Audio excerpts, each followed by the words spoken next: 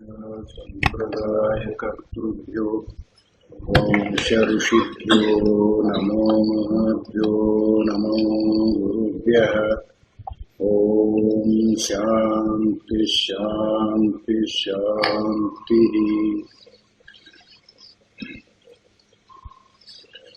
ಅವಸ್ಥಾತ್ರಯವನ್ನು ಪೂರ್ಣವಾಗಿ ನೋಡದೆ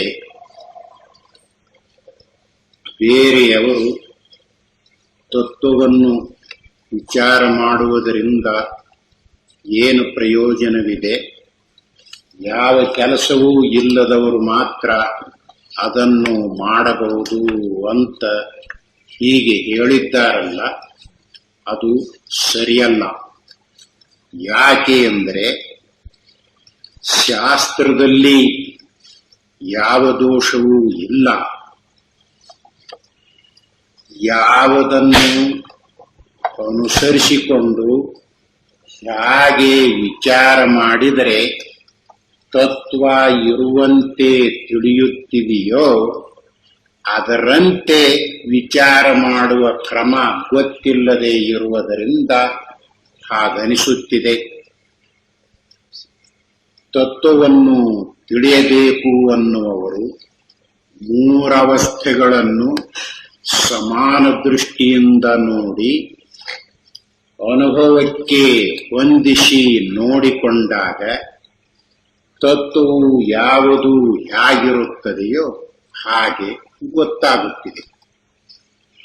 ಅದು ಇಲ್ಲದೆ ಬರೇ ಒಂದೇ ಒಂದು ಎಚ್ಚರದ ಅವಸ್ಥೆಯನ್ನು ಮುಂದೆ ಮಾಡಿಕೊಂಡು ಬುದ್ಧಿಗೆ ಏನು ತೋರುತ್ತದೆಯೋ ಅದನ್ನೇ ಇಟ್ಟುಕೊಂಡು ವಿಚಾರ ಮಾಡ್ತಾ ಇದ್ದಾರಲ್ಲ, ಅದು ಹೊಂದುವುದಿಲ್ಲ. ಆದ್ದರಿಂದಲೇ ಹೀಗೆ ನೋಡುವವರಿಗೆ ಏನ್ ತತ್ವ ಅಂದ್ರೆ ಏನ್ ಪ್ರಯೋಜನ ಐತಿ, ಇದೆಲ್ಲ ಯಾವುದಕ್ಕೆ ಬರ್ತೈತಿ ಅಂತ ಈ ಕಲ್ಪನೆ ಮಾಡಿಕೊಂಡಿದ್ದಾರೆ. ಅವರಿಗೆ ಎಚ್ಚರದ ಅವಸ್ಥೆಯ ಅಭಿಮಾನವು ಹೀಗೆ ಅಡ್ಡಿ ಮಾಡುತ್ತಿದೆ. ವಿಮರ್ಶನೆ ಮಾಡತಕ್ಕಂಥವರು ಮೂರವಸ್ಥೆಗಳನ್ನು ನೋಡಬೇಕು. ಆಯಾ ಅವಸ್ಥೆಯ ಅನುಭವದಿಂದಲೇ ನೋಡಬೇಕು. ಆಯಾ ಅವಸ್ಥೆಯಲ್ಲಿ ಇದ್ದುಕೊಂಡಿರುವ ಎಲ್ಲ ವಿಷಯಗಳನ್ನು ಅದರಲ್ಲಿ ಸೇರಿಸಿ ತಿಳಿಯಬೇಕು. ಹಾಗಾದರೇನೆ ಇರುವಂತೆ ತತ್ವ ಗೊತ್ತಾಗುತ್ತಿದೆ ಅಂತ ಹೇಳಿರುವುದು. ಇದನ್ನೇ ಹಿಂದೆ ಪೂರ್ಣ ದೃಷ್ಟಿಯಾಗಬೇಕಾದರೆ ಹೀಗೆ ನೋಡಬೇಕು, ಹೀಗೆಯೇ ವಿಚಾರಿಸಬೇಕು. ಹಾಗಾದರೆ ಇರುವಂತೆ ತತ್ವ ಗೊತ್ತಾಗುತ್ತಿದೆ. ನಮ್ಮ ಆತ್ಮಸ್ವರೂಪವು ಹೇಗಿದೆಯೋ ಹಾಗೆ ತಿಳಿದುಕೊಳ್ಳುವುದಕ್ಕೆ ಸಾಧ್ಯವಾಗುತ್ತಿದೆ ಅಂತ ತೋರಿಸಿದೆ. ನಿಷ್ಪಕ್ಷಪಾತವಾದ ಕಣ್ಣಿನಿಂದ ನೋಡಿ ತತ್ವವನ್ನು ತೇಲಿಸಿದರೆ ಮಾತ್ರ ನಿಜವು ಹೊರಬಿದ್ದೀತೆ ಹೊರತು ಅರೆಗಣ್ಣಿನಿಂದ ನೋಡಿ ತಿಳಿದ ವಿಷಯಗಳ ವಿಚಾರದಲ್ಲಿ ಜನರಿಗೆ ಎಂದಿಗೂ ಐಕ್ಯಮತ್ಯ ಉಂಟಾಗಲಾರದು. ಅವರು ಮೂರವಸ್ಥೆಗಳನ್ನು ಹೇಗೆ ನೋಡಬೇಕೋ ಹಾಗೆ ನೋಡಿ ನಿರ್ಣಯ ಮಾಡಿದರೆ ಇರುವಂತೆ ತಿಳಿಯುತ್ತಾ ಇದೆ. ಮೂರವಸ್ಥೆಗಳನ್ನು ಇಟ್ಟುಕೊಂಡರೂ ಎಚ್ಚರದ ದೃಷ್ಟಿಯಿಂದಲೇ ಆ ಮೂರವಸ್ಥೆಗಳನ್ನು ನೋಡಿದರೆ ಸರಿಯಾಗಿ ಗೊತ್ತಾಗುವುದಿಲ್ಲ. ಎಚ್ಚರದ ದೃಷ್ಟಿಯಿಂದಲೇ ಮೂರವಸ್ಥೆಗಳನ್ನು ನೋಡುವುದು ಅಂದರೆ ಕನಸು ಮುಗಿದು ಎಚ್ಚರಕ್ಕೆ ಬಂದಾಗ ಹೇಗನಿಸುತ್ತಿದೆಯೋ ಹಾಗೆ ನೋಡುವುದು. ನಿದ್ರೆಯು ಮುಗಿದು ಎಚ್ಚರಕ್ಕೆ ಬಂದಾಗ ಹೇಗನಿಸುತ್ತಿದೆಯೋ ಹಾಗೆ ನೋಡುವುದು. ಇದು ಅರೆಗಣ್ಣಿನಿಂದ ನೋಡಿದ್ದು, ಇರುವಂತೆ ನೋಡಿದ್ದು ಅಲ್ಲ. ಇರುವಂತೆ ನೋಡುವುದು ಹೇಗೆ? ಮೂರವಸ್ಥೆಗಳ ಅನುಭವ ಇದೆಯಲ್ಲ, ಎಚ್ಚರದ ಅನುಭವದಿಂದ ಎಚ್ಚರ ನೋಡುವುದು, ಕನಸಿನ ಅನುಭವದಿಂದ ಕನಸನ್ನು ನೋಡುವುದು, ನಿದ್ರೆ ಅನುಭವದಿಂದ ನಿದ್ರೆ ನೋಡುವುದು. ಹೀಗಿಟ್ಟುಕೊಂಡು ನೋಡಬೇಕು. ಹಾಗಿಲ್ಲದೆ ಇದ್ರೆ ತತ್ವ ಇರುವಂತೆ ಗೊತ್ತಾಗುತ್ತದೆ, ಆಗುವುದಿಲ್ಲ. ವಿಚಾರ ಮಾಡುವಾಗಲೇ ಎಚ್ಚರದ ಅಭಿಮಾನ ಸೇರಿಕೊಂಡು ಬಿಡ್ತದೆ. ಈ ಎಚ್ಚರ ಹೆಚ್ಚಿಂದು ಅಂತ ಕಲ್ಪನೆ ಬರ್ತದೆ. ಕನಸಿನಲ್ಲಿ ಏನೈತಿ, ನಿದ್ರೆಯಲ್ಲಿ ಏನೈತಿ ಅಂತ ಹೇಳಿಬಿಡ್ತದೆ. ಇದರ ವಿಚಾರ ಮುಂದೆ ಸ್ಪಷ್ಟವಾಗ್ತಾ ಇದೆ. ಎಚ್ಚರದಲ್ಲಿರುವ ಸಾಮಗ್ರಿ ಯಾವುದೂ ಕನಸನ್ನು ಕಂಡಿಲ್ಲ, ನಿದ್ರೆಯನ್ನು ಕಂಡಿಲ್ಲ. ಹೀಗಿದ್ರೂ ಎಚ್ಚರಕ್ಕೆ ಬಂದಾಗ ಕನಸಿನಲ್ಲಿ ಏನಿರ್ತತಿ, ಏನೇನೋ ಸುಳ್ಳ ತೋರ್ತೈತಿ ಅಂತ ಹೇಳುತ್ತೆ. ಇಲ್ಲಿ ಬಂದಾಗ ಹೇಳ್ತಾ ಇದೆಯಲ್ಲ ಸುಳ್ಳ ತೋರ್ತೈತಿ ಅಂತ, ಇದೇ ಮಾತನ್ನು ಕನಸಿನಲ್ಲಿ ಇದ್ದಾಗ ಹಾಗನಿಸುತ್ತಿದೆಯೇ, ಅಲ್ಲಿರುವ ಅನುಭವ ಹಾಗಾಗಿರುತ್ತದೆ ನೋಡ್ಕೋಬೇಕು. ಇಲ್ಲಿ ಈಗ ಹೇಳ್ತಕ್ಕಂಥದ್ದು ಅಲ್ಲಿ ಹೇಳಿತ್ತು ಅಂದ್ರೆ ಇಲ್ಲಿರುವ ಪ್ರಮಾತೃವಿನ ಸಂಪೂರ್ಣ ಹಲ್ಲು ಉದುರುವಂಗ ಬಡೀತಾ ಇತ್ತು. ಯಾಕೆ? ಅದು ಇರುವಾಗ ಕನಸು ಅಂತ ಅನಿಸ್ತೈತೆ, ಅದು ಇರುವಾಗ ಸುಳ್ಳು ಅಂತ ಅನಿಸ್ತೈತೆ, ಏನೇನೋ ತೋರ್ತೈತಿ ಅಂತ ಅನಿಸ್ತೈತೆ. ನಿಜವಾಗಿಯೂ ಹೀಗೆ ಇದೆ ಅನ್ನುವ ಭಾವನೆ ಇರುವುದರಿಂದಲೇ ಅಲ್ಲಿ ಸಲೀಸಾಗಿ ವ್ಯವಹಾರವನ್ನು ಮಾಡ್ತಾ ಇದ್ದಾನೆ. ಎಚ್ಚರದಲ್ಲಿ ಎಷ್ಟು ಅಭಿಮಾನದಿಂದ ವ್ಯವಹಾರ ಮಾಡುತ್ತಾನೆಯೋ ಅಷ್ಟೇ ಅಭಿಮಾನವನ್ನಿಟ್ಟುಕೊಂಡು ಅಲ್ಲಿಯೂ ವ್ಯವಹಾರ ಮಾಡಿದ್ದು ಕನಸಿನ ಅನುಭವವು ಮಾಡಿದವರಿಗೆ ಗೊತ್ತಾಗಿದೆ. ನಿದ್ರೆಯಲ್ಲಿ ಏನೈತಿ, ಸುಮ್ಮನೆ ಬಿದ್ದಿರ್ತೀವಿ ಅಂತ ಎಚ್ಚರಕ್ಕೆ ಬಂದಾಗ ಹೇಳುತ್ತಾನಲ್ಲ, ನಿದ್ರೆ ನೋಡಿದ್ದೀಯಾ ನೀನು ಅಂತ ಕೇಳಬೇಕು ಆ ಹೇಳುವವನಿಗೆ. ನೋಡೇ ಇಲ್ಲ, ಅವನು ಅಲ್ಲಿ ಇರುವುದೂ ಇಲ್ಲ, ಅಲ್ಲಿ ಇದ್ದರೆ ನಿದ್ರೆ ಹತ್ತುವುದೂ ಇಲ್ಲ.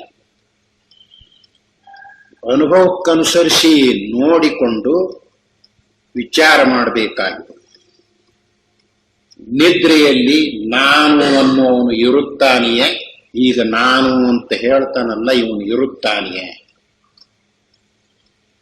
ಅವನಿಗೆದ್ದರ ನಿದ್ರೆ ಹತ್ತುತ್ತಿದೆಯೇ? ಹೀಗಿರುವಾಗ ನಿದ್ರೆಯಲ್ಲಿ ಏನೈತಿ, ಸುಮ್ಮನೆ ಬಿದ್ದಿರ್ತೀವಿ ಅಂತ ಹೇಳಿದ್ರೆ ಅದು ಸಾಕಾಗುತ್ತಿದೆಯೇ? ಯಾಕೆ ಹಾಗಾಗುತ್ತಿದೆ ಅಂದ್ರೆ, ನಾನು ಅನ್ನುವವನು ಯಾವ ಅವಸ್ಥೆಯಲ್ಲಿ ಇರ್ತಾನೆ ನೋಡು, ಆ ಅವಸ್ಥೆಯನ್ನು ಹೆಚ್ಚಿಗೆ ಮಾಡಿ ಹೇಳುವ ಸ್ವಭಾವ ಇದ್ದುಕೊಂಡಿರುತ್ತಿದೆ ಅವನಿಗೆ.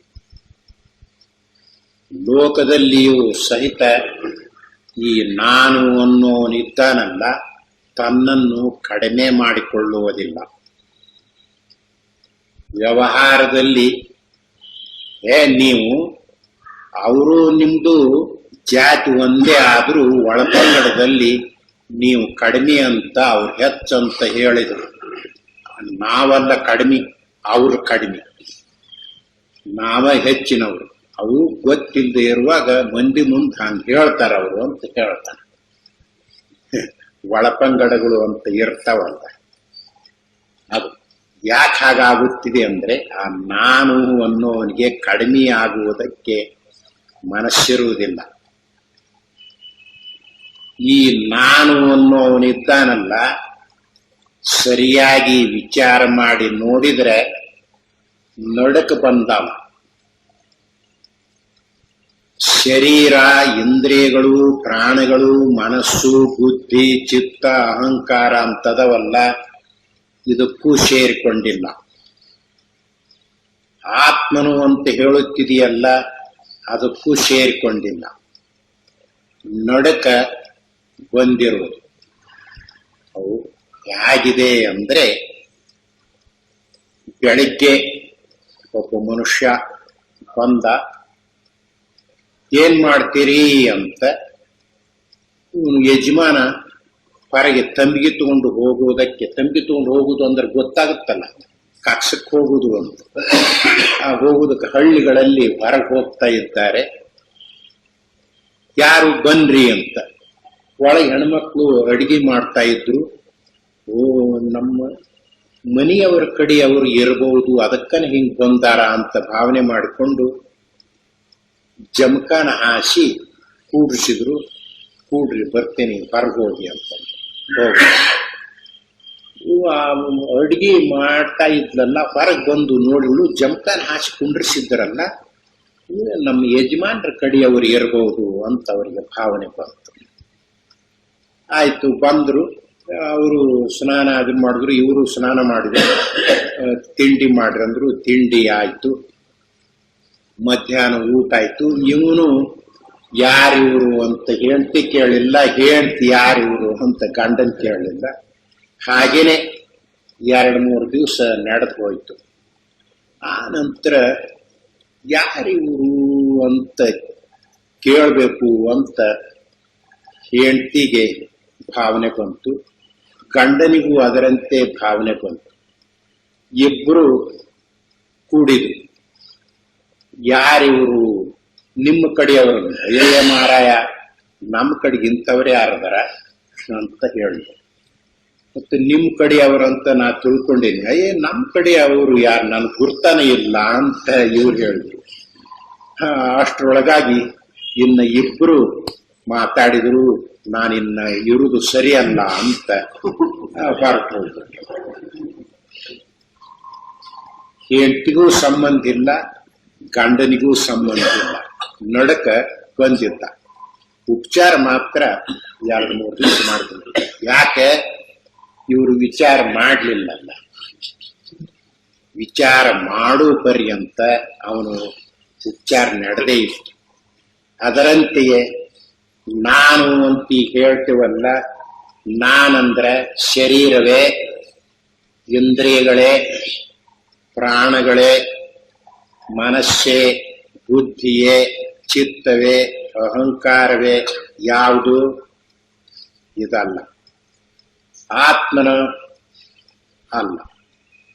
ಆತ್ಮನಲ್ಲಿ ನಾನು ಅಂತ ಪ್ರಯೋಗವೇ ಎಲ್ಲ. ಹಾಗಾದರೆ ಈಗೇನೈತಿ? ಈ ನಾನು ಅನ್ನೋನನ್ನು ಇಟ್ಟುಕೊಂಡೇ ನಾವು ಪ್ರತಿಯೊಂದರಲ್ಲಿಯೂ ನಾನೇ ಹೋಗಿದ್ದೆ, ನಾನೇ ಬಂದೆ, ನಾನೇ ಕೂತೆ, ನಾನೇ ಎದ್ದೆ ಅಂತ ಶರೀರದ ಕೂಡಿಕೊಂಡು ವ್ಯವಹಾರ ಮಾಡುವಾಗ ನಾನು ಅಂತ ಹೇಳ್ತೀವಿ. ನಾನೇ ನೋಡಿದೆ, ನಾನೇ ಕೇಳಿದೆ, ನಾನೇ ಮೂಸ್ತೆ, ನಾನೇ ಮುಟ್ಟಿದೆ ಅನ್ನುವಾಗ ಇಂದ್ರಿಯಗಳ ಕೂಡಿಕೊಂಡು ನಾನು ಅಂತ ವ್ಯವಹಾರ ಮಾಡ್ತಾ ಇರೋದು. ಮನಸ್ಸಿನ ಕೂಡಿದಾಗ ನಾನೇ ಸಂಕಲ್ಪ ಮಾಡಿದೆ, ನಾನೇ ಗೆಣಿಕೆ ಹಾಕಿದೆ, ನಾನೇ ವಿಚಾರ ಮಾಡಿದೆ. ಬುದ್ಧಿಯ ಕೂಡಿದಾಗ ನಾನೇ ನಿರ್ಣಯ ಮಾಡಿದೆ, ನಾನೇ ಇದನ್ನೆಲ್ಲ ಕಂಡು ಹಿಡಿದವನು. ಚಿತ್ತದ ಕೂಡಿಕೊಂಡಾಗ ನಾನೇ ಇದನ್ನು ನೆನಪು ಮಾಡಿಕೊಟ್ಟೆ, ನಾನೇ ಇದನ್ನು ಚಿಂತನೆ ಮಾಡಿದೆ. ಅಹಂಕಾರದ ಕೂಡಿಕೊಂಡಾಗ ನಾನಂದ್ರೆ ಯಾರಂತ ತಿಳ್ಕೊಂಡಿರಿ, ನಂದು ಇನ್ನೂ ಗೊತ್ತಾಗಿಲ್ಲ. ಹೀಗೆ ವ್ಯವಹಾರ ಮಾಡ್ತಾ ಇದ್ದಾನೆ. ವಿಮರ್ಶನೆ ಮಾಡಿ ನೋಡಿದರೆ ಈ ನಾನು ಅನ್ನೋದು ಯಾವುದು ಅಲ್ಲ, ನಡಕ್ ಬಂದಿರೋದು. ಎಲ್ಲಿವರೆಗೆ ನಾನು ಅಂದರೆ ಯಾರು ಅಂತ ವಿಚಾರ ಮಾಡುವುದಿಲ್ಲವೋ ಅಲ್ಲಿವರೆಗೂ ಇವನು ಇದ್ದುಕೊಂಡೇ ಇರುವುದೇ. ಇವನಿಂದಲೇನೆ ಈ ಸುಖ ದುಃಖಾದಿಗಳ ಸಂಬಂಧ ಆಗಿರುವುದು. ಇವನಿಂದಲೇ ಜನ್ಮ ಮರಣ ಚಕ್ರಕ್ಕೆ ತಯಾರಾಗಿರು. ವಿಚಾರ ಮಾಡಿದ ಅಂದ್ರೆ ಇವನಿಗೆ ಉಳುವಿಲ್ಲ, ಇರುವವನಲ್ಲ, ನಡಕ ಬಂದವನು. ಹೀಗಿದೆ. ಆದ್ದರಿಂದಲೇ ಶಾಸ್ತ್ರದಲ್ಲಿ ನಾನು ಅಂದ್ರೆ ಯಾರು ವಿಚಾರ ಮಾಡು ಅಂತ ಹೇಳಿರ್ತಾರೆ. ಇವರಿಗೆ ಗೊತ್ತಾಗದೆ ಇರುವಾಗ ಎಲ್ಲದರೂ ಕೂಡ ಬೆರಕೆ ಹಾಕಿಕೊಂಡು ವ್ಯವಹಾರ ಮಾಡ್ತಾ ಇರುವುದು. ಈಗ ಅವಸ್ಥೆಗಳನ್ನು ವಿಚಾರ ಮಾಡುವಾಗ ಎಚ್ಚರದ ಅಭಿಮಾನವನ್ನಿಟ್ಟುಕೊಂಡು ಹೇಳ್ತಾ ಇದ್ದಾನಲ್ಲ ಈ ನಾನು ಅನ್ನುವವನು. ಅಲ್ರಿ, ಕನಸು ಎಂದಾದರೂ ಎಚ್ಚರಕ್ಕೆ ಸಮಾನವಾಗುತ್ತಿದೆಯ? ಎಚ್ಚರದಂಗಾದೀತ ಎಂದಾದರೂ? ಕನಸಂದ್ರೆ ಏನೇನೋ ತೋರಿಕೊಳ್ಳುವುದು, ಎಚ್ಚರದತ್ತೆ ಹೇಗಾಗತ್ತ ಹೇಳ್ತಾ ಇದ್ದಾನೆ. ನಿದ್ರೆಯಲ್ಲಿ ಏನೈತ್ರಿ? ವಿಚಾರ ಮಾಡಕ್ ಬರ್ತತೆ. ಏನೈತಿ ಅಲ್ಲಿ? ಸುಮ್ಮನೆ ಬಿದ್ದಿರುವುದು. ಹೀಗೆ ಹೇಳ್ತಾ ಇದ್ದಾನಲ್ಲ, ಇದನ್ನೇ ಇಟ್ಟುಕೊಂಡು ನೋಡ್ತಾ ಇದ್ದಾರೆ. ಆದ್ದರಿಂದಲೇ ಹೀಗೆ ಯಾರು ನೋಡ್ತಾರ ನೋಡು, ಅವರು ಅರೆಗಣ್ಣಿನಿಂದ ನೋಡಿದವರು, ಅಂದರೆ ಅಪೂರ್ಣ ದೃಷ್ಟಿಯಿಂದ ನೋಡಿದವರು. ಪೂರ್ಣ ದೃಷ್ಟಿಯಿಂದ ನೋಡುವುದಕ್ಕೆ ಅವರಿಗೆ ಬಂದಿಲ್ಲ. ಪೂರ್ಣ ದೃಷ್ಟಿ ಅಂದ್ರೆ ಎಚ್ಚರದ ಅನುಭವದಿಂದ ಎಚ್ಚರ ನೋಡಬೇಕು, ಕನಸಿನ ಅನುಭವದಿಂದ ಕನಸು ನೋಡಬೇಕು, ನಿದ್ರೆ ಅನುಭವದಿಂದ ನಿದ್ರೆ ನೋಡಬೇಕು. ಈಗ ಎಚ್ಚರದ ಅನುಭವದಿಂದ ಎಚ್ಚರವನ್ನು ನೋಡುವುದಕ್ಕೆ ತಯಾರಾದ್ರೆ ಈ ನಾನು ಅನ್ನೋನಿದ್ದಾನಲ್ಲ, ಇವನನ್ನು ಬಿಡಬೇಕಾಗುತ್ತೆ. ಯಾಕೆಂದ್ರೆ ಇವನಿಗೆ ಇಡೀ ಎಚ್ಚರದ ಅವಸ್ಥೆಯನ್ನು ನೋಡುವ ಯೋಗ್ಯತೆ ಇಲ್ಲ. ಕನಸನ್ನು ನೋಡುವ ಯೋಗ್ಯತೆ ಎಚ್ಚರದ ನಾನಿಗೆ ಐತಾ? ಎಲ್ಲ ಅಲ್ಲಿರುವ ಅನುಭವದಿಂದ ಅದನ್ನು ನೋಡಬೇಕು. ಹಾಗೆ ನೋಡುವುದರಿಂದ ಇಡೀ ಕನಸು ಯಾರಿಗೆ ಗೊತ್ತಾಗಿದೆ, ಅಲ್ಲಿ ನಾನು ಅನ್ನುವವನು, ಶರೀರ, ಇಂದ್ರಿಯಗಳು ಎಲ್ಲ ಆ ಅವಸ್ಥೆಯಲ್ಲಿ ಇದ್ದುಕೊಂಡು ಹೀಗೆ ನೋಡುವಾಗ ಇವನಿಗೆ ಅಲ್ಲಿ ಕನಸು ಅಂತ ಅನಿಸುವುದೇ ಇಲ್ಲ. ಎಚ್ಚರಕ್ಕೆ ಯಾವ ರೂಪದಿಂದಲೂ ಕಡಿಮೆ ಅಲ್ಲ. ಇದು ಇಲ್ಲಿ ಅಕ್ಷರ, ಅದು ಅಲ್ಲಿ ಅಕ್ಷರ. ಇದು ಇಲ್ಲಿ ಅಭಿಮಾನ ಮಾಡ್ತತಿ, ಅದು ಅಲ್ಲಿ ಅಭಿಮಾನ ಮಾಡ್ತತಿ. ಇಲ್ಲಿರುವುದು ಇದು ಸತ್ಯ ಅಂತ ಇಲ್ಲಿ ಹೇಳ್ತತಿ, ಅಲ್ಲಿರುವಾಗ ಅದು ಸತ್ಯ ಅಂತ ಅದು ಹೇಳ್ತತಿ. ಹೀಗಿತ್ತುಕೊಂಡು ಮುಂದೆ ಅದರ ವಿಮರ್ಶೆ ಬರ್ತಾ ಇದೆ. ನಿದ್ರೆಯಲ್ಲಿ ಈ ನಾನು ಅನ್ನೋವನ ಸುದ್ದಿ ಸುಳುವು ಇರುವುದಿಲ್ಲ. ಇವನಿಗೆ ಇರಬೇಕಾದ್ರೆ ಯಾವುದಾದ್ರೂ ಉಪಾಧಿ ಇರಬೇಕು. ಉಪಾಧಿ ಇದ್ರೆ ಇರಾಕ್ ಬರ್ತದೆ, ಉಪಾಧಿ ಇಲ್ಲದಿದ್ರೆ ಇರುವುದಕ್ಕೆ ಬರುವುದಿಲ್ಲ. ಅದಕ್ಕನ ನಿದ್ರೆಯಲ್ಲಿ ನಾನು ಅಂತ ಯಾವನಾದರೂ ಇರುವುದಕ್ಕೆ ಸಾಧ್ಯವಿದೆಯೇ? ನಾನು ನಿದ್ರೆ ಮಾಡ್ತೇನೆ ಅಂತ ಯಾರಿಗಾದರೂ ಅನಿಸುತ್ತಿದೆಯೇ? ಎಲ್ಲ. ಇವನ ಸ್ವಭಾವ ಇನ್ನೊಂದು ತಿಳ್ಕೋಬೇಕು. ಏನು? ಈ ನಾನು ಅನ್ನೋವನು ಎಲ್ಲಿರ್ತಾನೆ ನೋಡು, ಇವನು ವಿಶೇಷ ವ್ಯವಹಾರ ಮಾಡ್ತಾನೆ. ವಿಶೇಷ ವ್ಯವಹಾರ ಅಂದ್ರೆ ಇದು ಕದಾ, ಇವನು ಮನುಷ್ಯ, ಇದು ರಿಕಾರ್ಡು, ಇದು ಆನೆ ಅಂತ ಹೀಗೆ ವಿಶೇಷ ವ್ಯವಹಾರ ಮಾಡ್ತಾನೆ. ವಿಶೇಷ ಜ್ಞಾನ ಅಂತಾರೆ ಇದಕ್ಕೆ. ಹೀಗೆ ತಿಳ್ಕೊಳ್ಳುವ ಪದ್ಧತಿ ಇವನಿಗಿದ್ದುಕೊಂಡಿದೆ. ನಿದ್ರೆಯಲ್ಲಿ ಹೀಗೆ ವಿಶೇಷ ಜ್ಞಾನ ಆಯ್ತಾ? ಯಾರಿಗಾದರೂ ಅಲ್ಲಿ ವಿಶೇಷ ಜ್ಞಾನ ಆಗುತ್ತಿದೆಯೇ? ನಾನು ಈಗ ಹಾಸಿಗೆ ಮೇಲೆ ಮಲಗೇನಿ ಹಾಗನಿಸ್ತತೆ ನಿದ್ರೆ ಹತ್ತಿದಾಗ. ಈಗ 1 ಗಂಟೆ ಮುಗಿದು 2ನೇ ಗಂಟೆ ಶುರುವಾಗೈತಿ ಅಂತ ಅನಿಸ್ತೈತ. ಈಗ ನನಗ ಏನೂ ತಿಳಿಯಾಕ್ ಬರುವುದಿಲ್ಲ ಅಂತ ಹಾಗನಿಸ್ತತೆ ನಿದ್ರೆ ಹತ್ತಿದಾಗ. ಈಗ ಸುಖವಾಗಿ ಅನುಭವಿಸ್ತೇನೆ ನೋಡು ಅಂತ ಹಾಗನಿಸ್ತತೆ ಎಲ್ಲ. ಮತ್ತೆ ಎಚ್ಚರಕ್ಕೆ ಬಂದಾಗ ಏನ್ ಹೇಳ್ತಾನ? ನಾನು ಇಷ್ಟು ಹೊತ್ತು ಏನೊಂದನ್ನರಿಯದೆ ಸುಖವಾಗಿ ಮಲಗಿದ್ದೆ ಅಂತ ಇವನ್ನೆಲ್ಲ ಹೇಳ್ತಾನೆ. ಇದು ಎಚ್ಚರದ ಅಭಿಮಾನದಿಂದ ಹೇಳುವುದು. ಎಚ್ಚರಕ್ಕೆ ಬಂದಾಗ ಇವನ್ನೆಲ್ಲ ಕೂಡಿಸಿಕೊಂಡು ಹೇಳ್ತಾ ಇದ್ದಾನಲ್ಲ, ಶಾಸ್ತ್ರಕಾರರು ಇದನ್ನೇ ಇಟ್ಟುಕೊಂಡಿದ್ದಾರೆ.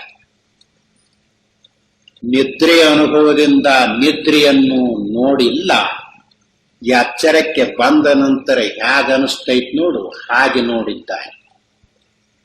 ಇದರಲ್ಲಿ ಕೆಲವರು ನಾಲ್ಕಿರ್ತವು ನಿದ್ರೆಯಲ್ಲಿ ಅಂತ ಒಪ್ಪಿಕೊಂಡಾರೆ. ನಾನನ್ನೋದು, ಕಾಲನ್ನೋದು, ಅವಿದ್ಯ ಅನ್ನೋದು, ಸುಖ ಅನ್ನೋದು ನಾಲ್ಕಿರ್ತಾವಂತ ಕೆಲವರು ಒಪ್ಪಿಕೊಂಡಾರೆ. ಕೆಲವರು ಮೂರದವಂತ ಒಪ್ಪಿಕೊಂಡಾರೆ. ಕೆಲವರು ಕಾಲ ಒಪ್ಪುವುದಿಲ್ಲ, ನಿದ್ರೆಯಲ್ಲಿ ಕಾಲ ಇರುವುದಿಲ್ಲ ಅಂತ ಒಪ್ಪಿಕೊಂಡಾರೆ. ಇನ್ನು ಕೆಲವರು ಎರಡು ಒಪ್ಪಿಕೊಂಡಾರೆ. ನಾನನ್ನೋದು ಅಜ್ಞಾನ ಅನ್ನೋದು ಎರಡಿರ್ತಾವ ಅಂತ ಒಪ್ಪಿಕೊಂಡಾರೆ. ಹೀಗೆ ಶಾಸ್ತ್ರಕಾರ ಸುದ್ದಿ ಹೇಳೋದು, ಪ್ರಚಾರದಲ್ಲಿ ಏನು ಬಂದೈತಿ ನೋಡ್ಕೊಳ್ರಿ. ನೀವು ಎಚ್ಚರಕ್ಕೆ ಬಂದಾಗ ನಿಮ್ಗೆ ಹೇಗೆ ಅನಿಸ್ತೈತಿ ನೋಡ್ಕೊಳ್ರಿ. ಈಗ ನೋಡಿದ್ರೆ ಇದು ಅಪೂರ್ಣ ದೃಷ್ಟಿ, ಪೂರ್ಣ ದೃಷ್ಟಿ ಅಲ್ಲ. ಪೂರ್ಣ ದೃಷ್ಟಿ ಹೇಗಿರುತ್ತಿದೆ? ಅಲ್ಲಿ ನಾನಂತ ಅನಿಸುವುದಿಲ್ಲ, ಕಾಲ ಗೊತ್ತಾಗುವುದಿಲ್ಲ, ಏನೊಂದನ್ನು ಅರಿಯಲಿಲ್ಲ ಅನ್ನುವ ಮಾತು ನಿದ್ರೆಯದಲ್ಲ. ನಿದ್ರೆಯಲ್ಲಿ ಏನೂ ಅರಿಯುವುದಿಲ್ಲ ಅಂತ ಅನಿಸ್ತೈತೆ. ಹಾಗನಿಸ್ತು ಅಂತಂದ್ರೆ ನಿದ್ರೆ ಹತ್ತಿರ್ತೈತೆ. ಎಲ್ಲ ಈಗ ಸುಖ ಆಗಕ್ಕೆ ಹತ್ತೈತಿ ನೋಡಂತ ಅನಿಸ್ತೈತೆ ನಿದ್ರೆ ಹತ್ತಿದಾಗ. ಎಲ್ಲ ಮತ್ತು ಅಂದ ಬಳಿಕ ಎಲ್ಲಿ ಮಾತಿದು? ಎಚ್ಚರಕ್ಕೆ ಬಂದ ನಂತರ ಮಾತಾಡುವ ಮಾತು. ಅನುಭವ ಹೇಗೈತಿ? ನಾನು ಅಂತ ಅನಿಸುವುದಿಲ್ಲ, ಕಾಲವು ಗೊತ್ತಾಗಿಲ್ಲ, ಏನೊಂದನ್ನು ಅರಿಯಲಿಲ್ಲ ಅನ್ನುವ ಸುದ್ದಿ ಸುಳುವು ಇಲ್ಲ, ಸುಖ ಅನುಭವಿಸ್ತೀನಿ ಅನ್ನೋದು ಅಲ್ಲಿ ಗೊತ್ತಾಗುವಂತಿಲ್ಲ. ಹೀಗೆ ಇದು ನಿದ್ರೆಯ ಅನುಭವ. ಆದ್ದರಿಂದಲೇ ಅನುಭವಕ್ಕನುಸರಿಸಿ ನೋಡಿದರೆ ತತ್ವ ಇರುವಂತೆ ಗೊತ್ತಾಗುತ್ತಿದೆ ಅಂತ ಹೇಳಿರು. ಇದನ್ನು ಕೈ ಬಿಟ್ಟು ಹೇಗನಿಸ್ತೈತೋ ಹಾಗೆ ಇಟ್ಕೊಂಡು ಅದು ಏನು ಬಂದೈತಿ ಅಂದ್ರೆ ಒಬ್ಬರು ಹೇಳಿದರಲ್ಲ ಅದನ್ನೇ ಇಟ್ಟುಕೊಂಡು ಬಡ್ಕೊಂಡು ಹೋಗ್ತಾ ಇದ್ದಾನೆ. ದೊಡ್ಡವರು ಹೇಳಿದರೆ ಸುಳ್ಳಿರ್ತೈತೇನ್ರಿ ಅಂತ. ಹೀಗೆ ಹೇಳಿದರೆ ಏನಾಯ್ತು? ದೊಡ್ಡವರು ಹೇಳಿದ್ದು ಸುಳ್ಳಿರ್ತೈತೆ ಅಂದ್ರೆ ಅವರ ಮೇಲೆ ಅವಲಂಬನ ಆಯ್ತು, ಇವನು ಅನುಭವ ನೋಡಿಕೊಳ್ಳಿಲ್ಲ ಅಂತ ಆಯ್ತು. ಈ ವಿಷಯದಲ್ಲಿ ದೊಡ್ಡ ಪ್ರಮಾದಗಳು ಸಹಿತ ಆಗಿ ಹೋಗಿವೆ. ಯಾಕೆ ಅಂದ್ರೆ ಅದನ್ನು ಸರಿಯಾಗಿ ಅನುಭವ ಅಂತ ಏನು ಹೇಳುತ್ತಿದೆಯಲ್ಲ ಅದರಿಂದ ನೋಡಿಕೊಳ್ಳುವುದಕ್ಕೆ ಬರದೇ ಇರುವಾಗ ಹೀಗಾಗುತ್ತೆ. ಇಷ್ಟೇ ಅಲ್ಲ, ಈಗಲೂ ಸಹಿತ ಏನ್ ಹೇಳ್ತಾರ ನೋಡ್ಕೊಳ್ಳಿ. ಅವಸ್ಥೆ ಅಂದ್ರೆ ಏನು ಅಂತ ಗೊತ್ತಿಲ್ಲದೆ ಇರುವವರು ಸಹಿತ ಹೇಳುವುದಕ್ಕೆ ಹೊರಟಿದ್ದಾರೆ. ಅನುಭವಕ್ಕನುಸರಿಸಿ ನೋಡುವುದಕ್ಕೆ ಬರದೇ ಇರುವವರು ಹೇಳ್ತಾ ಇದ್ದಾರೆ. ಅನುಭವ ಅಂತ ಯಾವುದಕ್ಕಂತಾರ ಅನ್ನೋದು ಮುಂದೆ ಹೇಳ್ತಾರೆ. ಸಮೀಪಕ್ಕ ಬಂದೈತಿ ಅನುಭವ ಅನ್ನೋ ಮಾತು. ಲೋಕದಲ್ಲಿ ಇಂದ್ರಿಯಗಳ ಅನುಭವ, ಈ ಮನಸ್ಸಿನ ಅನುಭವ, ಇವುಗಳಿಗೆ ಅನುಭವ ಅಂತ ಇಟ್ಟುಕೊಂಡು ಬಂದಿದ್ದಾರೆ. ಆದರೆ ಅವುಗಳನ್ನು ಇಲ್ಲಿ ಅನುಭವ ಅಂತ ಕರೆದಿಲ್ಲ. ಆ ಅನುಭವವೇ ಬೇರೆಯಾಗಿದೆ. ಆದ್ದರಿಂದಲೇ ಹೀಗಿಟ್ಟುಕೊಂಡು ವಿಚಾರ ಮಾಡಿಲ್ವಲ್ಲ, ಅವರು ಗೊತ್ತಾಗದೆ ಇರುವುದರ ತತ್ವ ವಿಚಾರ ಮಾಡಿದ್ರೆ ಏನ್ ತಿಳುತ್ತತಿ? ಏನೋ ಕೆಲಸ ಇಲ್ಲದೆ ಇರುವವರು ಮಾಡೋದು ಅಂತ ಹೀಗೆ ಹೇಳಿದ್ದಾರೆ. ಆದರೆ ಅದು ಸರಿಯಲ್ಲ. ಶಾಸ್ತ್ರದಲ್ಲಿ ಯಾವ ದೋಷವಿಲ್ಲ. ಅವರಿಗೆ ಹೇಗೆ ನೋಡಬೇಕು, ಹೇಗೆ ವಿಚಾರಿಸಬೇಕು ಅನ್ನೋದು ತಿಳಿಯದೇ ಇರುವಾಗ ಅವರಿಗೆ ಹೇಳಿಕೊಂಡಿದ್ದಾರೆ ಅಂತ ತೋರಿಸಿದರು. 3 ಅವಸ್ಥೆಗಳಲ್ಲಿಯೂ ವಿಚಾರ ಮಾಡತಕ್ಕ ವಿಷಯಗಳಿವೆ. ಎಚ್ಚರದ ಅವಸ್ಥೆಯಲ್ಲಿಯೂ ವಿಚಾರ ಮಾಡತಕ್ಕ ವಿಷಯಗಳದಾವು, ಕನಸಿನಲ್ಲಿಯೂ ವಿಚಾರ ಮಾಡತಕ್ಕ ವಿಷಯಗಳದಾವು, ನಿದ್ರೆಯಲ್ಲಿಯೂ ವಿಚಾರ ಮಾಡುವುದು ಇದ್ದುಕೊಂಡಿದೆ. ಈಗ ಅದನ್ನು ತೋರಿಸ್ತಾ ಇದ್ದಾರೆ. ಇದನ್ನು ನೋಡುವಾಗ ಸ್ವಲ್ಪ ಸಮಾಧಾನದಿಂದ ಕೇಳಬೇಕು. ಅನುಭವದಲ್ಲಿ ಹಾಗಿದೆಯೇ ಅಂತ ನೋಡ್ಕೋಬೇಕು. ಅದು ನೋಡಿಕೊಂಡ ನಂತರ ಸಂಶಯ ಬಂದ್ರೆ ಕೇಳಬಹುದು. ಹಾಗಿಲ್ಲದನ ಏನ್ ಮಾಡ್ತಾ ಇದ್ದಾರೆ ಅಂದ್ರೆ, ಅಲ್ರಿ ಇಂಥವ್ರು ಹೇಳ್ಯಾರಲ್ಲ ಅವ್ರು ಸುಳ್ಳು ಹೇಳ್ತಾರ, ಅವ್ರು ಸುಳ್ಳು ಹೇಳ್ತಾರೋ ಕರೆ ಹೇಳ್ತಾರೋ ನಿಮ್ಗೆ ಯಾಕೆ ಗೊತ್ತು? ದೊಡ್ಡವ್ರಿ, ಅವರಿಗೆ ಲಕ್ಷಗಟ್ಲೆ ಶಿಷ್ಯರದರ. ಹೀಗೆ ಹೊರಟ್ರ ಸರಿಯಾದ ವಿಚಾರ ಆಗುತ್ತಿದೆಯೇ? ಹೀಗೆ ಸ್ವಾಮಿಗಳಿರುವಾಗಲೂ ಹಾಗೆ ನಡೆದು ಹೋಗಿದೆ. ಹೆಸರು ಹೇಳಿದರೆ ಏನು ಅಂಥವ್ರಿಗೆ ಹಾಗಾಯ್ತೆ ಅಂತ ಅನಿಸ್ತೈತಿ. ಬಾಂಬೆಕ ಹೊಳೆ ನರಸೀಪುರದ ಸ್ವಾಮಿಗಳು, ವಿಠ್ಠಲ ಶಾಸ್ತ್ರಿಗಳು ಇಬ್ರು ಹೋಗಿದ್ದಾರೆ. ಹೋದಾಗ ಅವರು ಮಹಾಮಂಡಲೇಶ್ವರರು ಅಂತ ಬಿರುದಿನಿಂದ ಕೂಡಿದವರು.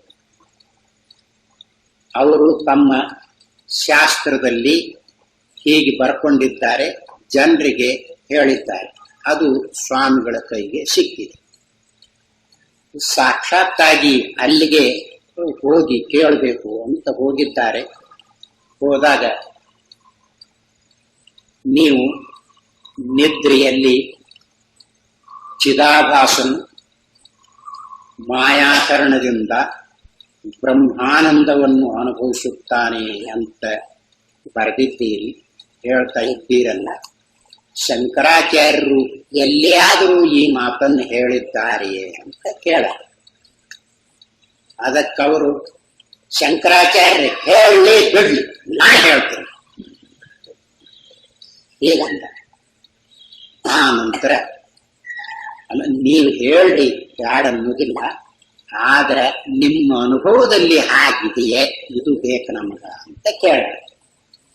ಆ ನಂತರ ಎದ್ದು ನಿಂತು ಅವರು ಸಿಟ್ಟಿಗೆದ್ದು ಏನೇನೋ ಅನ್ನೋದಕ್ಕೆ ಶುರು ಮಾಡ್ಯಾರ. ವಿಠ್ಠಲ ಶಾಸ್ತ್ರಿಗಳು ನೋಡಿರ್ಬಹುದು, ನನಗಿಂತಲೂ ಒಂದು ಗೇಣು ಯಾತ್ರ. ವಿಠ್ಠಲ ಶಾಸ್ತ್ರಿಗಳು ಅವ್ರಿಗೆ ಸಿಟ್ಟು ಬಂದೈತಿ, ಅವರು ಒಂದ್ ಹೊಡೆದ್ರೆ ಇಬ್ಬರು ಒಂದ್ಗೇನೆ ಸತ್ತು ಹೋಗ್ತೀವಿ, ಅಲ್ಲಿಂದ ಅಭಿಮಾನ ಬಂದಾಗ ಒಪ್ಕೊಳ್ಳೋದಿಲ್ಲ, ಹೋಗ್ಬಿಡೋಣ ಅಂತ ಬಂದ್ಬಿಟ್ಟು.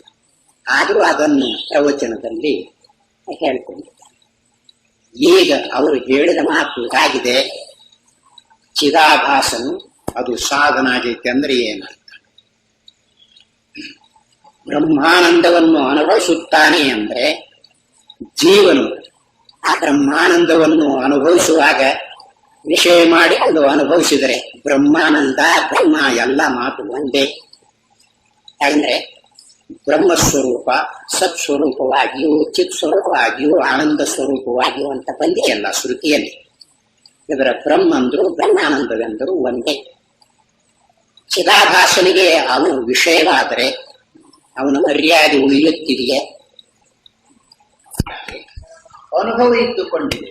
ನಿದ್ರೆ ಅನುಭವ ಸಾರ್ವತ್ರಿಕವಾಗಿದ್ದು ಸರ್ವರಿಗೂ ಇದ್ದುಕೊಂಡಿದೆ. ಯಾವ ಅನುಭವ ಆಗೈತಿ ಅಂತ ನೋಡಿಕೊಂಡ್ರೆ ಗೊತ್ತಾಗುತ್ತಿದೆ.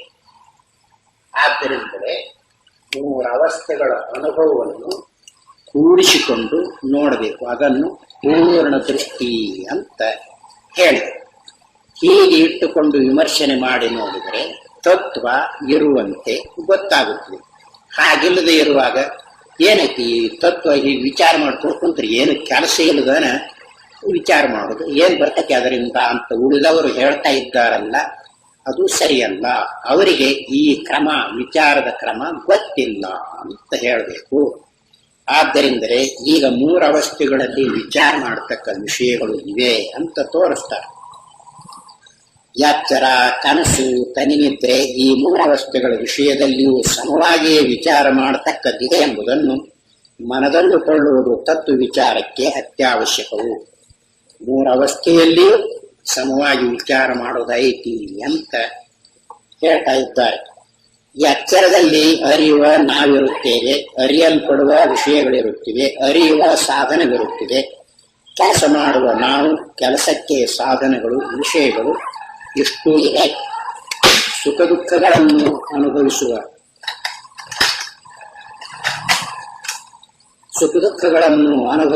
ನಾನು, ಸುಖ ದುಃಖಗಳಿಗೆ ನಿಮಿತ್ತವಾಗಿರುವ ವಿಷಯಗಳು, ಆ ವಿಷಯಗಳಿಂದಾಗುವ ಸುಖ ದುಃಖಗಳು, ಭೋಗ ಇವು ಇವೆ.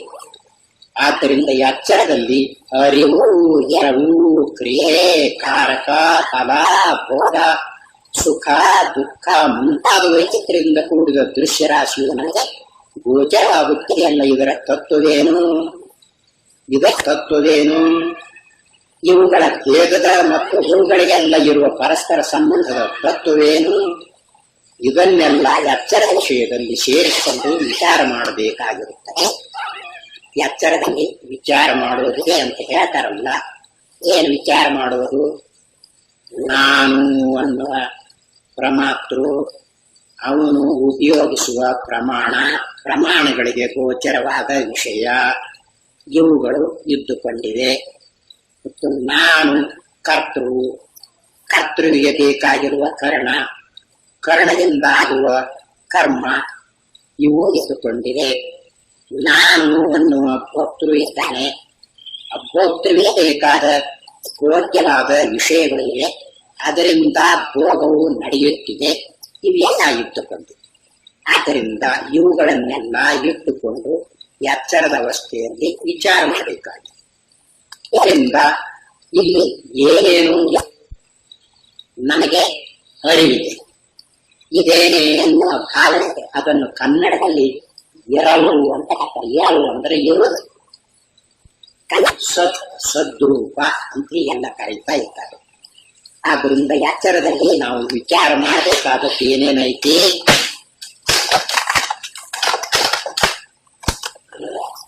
ಅರಿವು, ಎರವು, ಸುಖ, ದುಃಖ, ಕ್ರಿಯೆ, ಕಾರಕ, ಫಲ ಇಷ್ಟೆಲ್ಲ ಎದ್ದುಕೊಂಡು ಇವುಗಳ ತತ್ವ ಏನಿದೆ ಅಂದ್ರೆ ಇವುಗಳ ನಿಜ ಏನೈತಿ?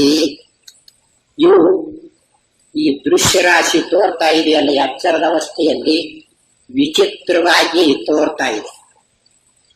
ಈಗ ನೋಡುವಾಗ ಒಂದು ರೂಪವಾಗಿರ್ತಕ್ಕಲ್ಲ, ಇನ್ನೊಂದು ಕ್ಷಣಕ್ಕೆ ಇನ್ನೊಂದು ರೂಪವಾಗಿ ತೋರ್ತಾ ಇದೆ. ಈಗ ವೈಚಿತ್ರ್ಯವಾಗಿ ತೋರುತ್ತಿದೆ. ಆದ್ದರಿಂದ ಈಗ ವೈಚಿತ್ರ್ಯವಾಗಿ ತೋರುತ್ತಿದೆಯಲ್ಲ, ಇದರ ತತ್ವ ಏನೈತಿ? ಮತ್ತು ಇದಕ್ಕೆಲ್ಲ ಕೇಂದ್ರವಾಗಿದೆಯಲ್ಲ ವ್ಯವಹಾರ ನಡೀಬೇಕಾದ್ರೆ ನಾನು ಒಂದು ಅವನು ಇರಬೇಕಲ್ಲ. ಎಚ್ಚರದ ಅವಸ್ಥೆಯಲ್ಲಿ ನಾನು ಇದನ್ನು ತಿಳಿತೇನೆ, ನಾನು ಇದನ್ನು ಮಾಡ್ತೇನೆ, ನಾನು ಇದನ್ನು ಅನುಭವಿಸ್ತೇನೆ ಅಂತ ಹೇಳ್ತಾ ಇದ್ದಾನಲ್ಲ, ಈ ನಾನು ಅನ್ನುವನ ತತ್ವ ಏನು ಅಂದ್ರೆ ಇವನ ನಿಜ ಸ್ವರೂಪ ಯಾವುದು? ಇವುಗಳಲ್ಲಿ ಭೇದ ತೋರುತ್ತಿದೆಯಲ್ಲ,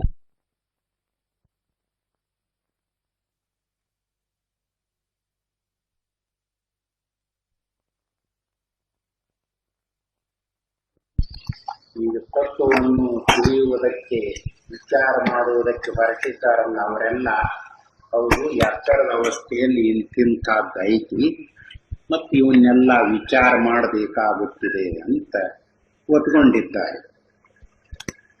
ಆದರೆ ಕನಸು ನಿದ್ರೆಗಳ ವಿಷಯದಲ್ಲಿ ವಿಚಾರ ಮಾಡತಕ್ಕದ್ದೇನಿದೆ ಎಂದು ಅವನ್ನು ಕಡೆಗಣಿಸುವವರೇ ಬಹಳ. ಎಚ್ಚರದ ಅವಸ್ಥೆಯಲ್ಲಿ ಹೀಗೈತಿ ವಿಚಾರ ಮಾಡಬೇಕು ಅಂದ್ರೆ ಹೌದು ಅಂತ ಒತ್ಕೊಂತಾರೆ. ಕನಸು ನಿದ್ರೆ ಏನೈತಿ? ಕನಸು ನಿದ್ರೆಯಲ್ಲಿ ವಿಚಾರ ಮಾಡೋದಕ್ಕೆ ಏನೈತಿ ಅಂತ ಅವುಗಳನ್ನು ಆರಿಸಿ ಹೊಡೆದು ಬಿಡ್ತಾರೆ. ವಿಚಾರ ಮಾಡಕ್ಕೆ ಏನೈತಿ? ಕನಸು ಏನೋ ತೋರ್ತಿತ್ತು, ನಿದ್ರೆ ಅದರಲ್ಲಿ ಏನು? ಹೀಗೆ ಅದು ಅವುಗಳನ್ನು ಸರಿಯಾಗಿ ವಿಚಾರ ಮಾಡುವುದಕ್ಕೆ ತಯಾರಿಲ್ಲ.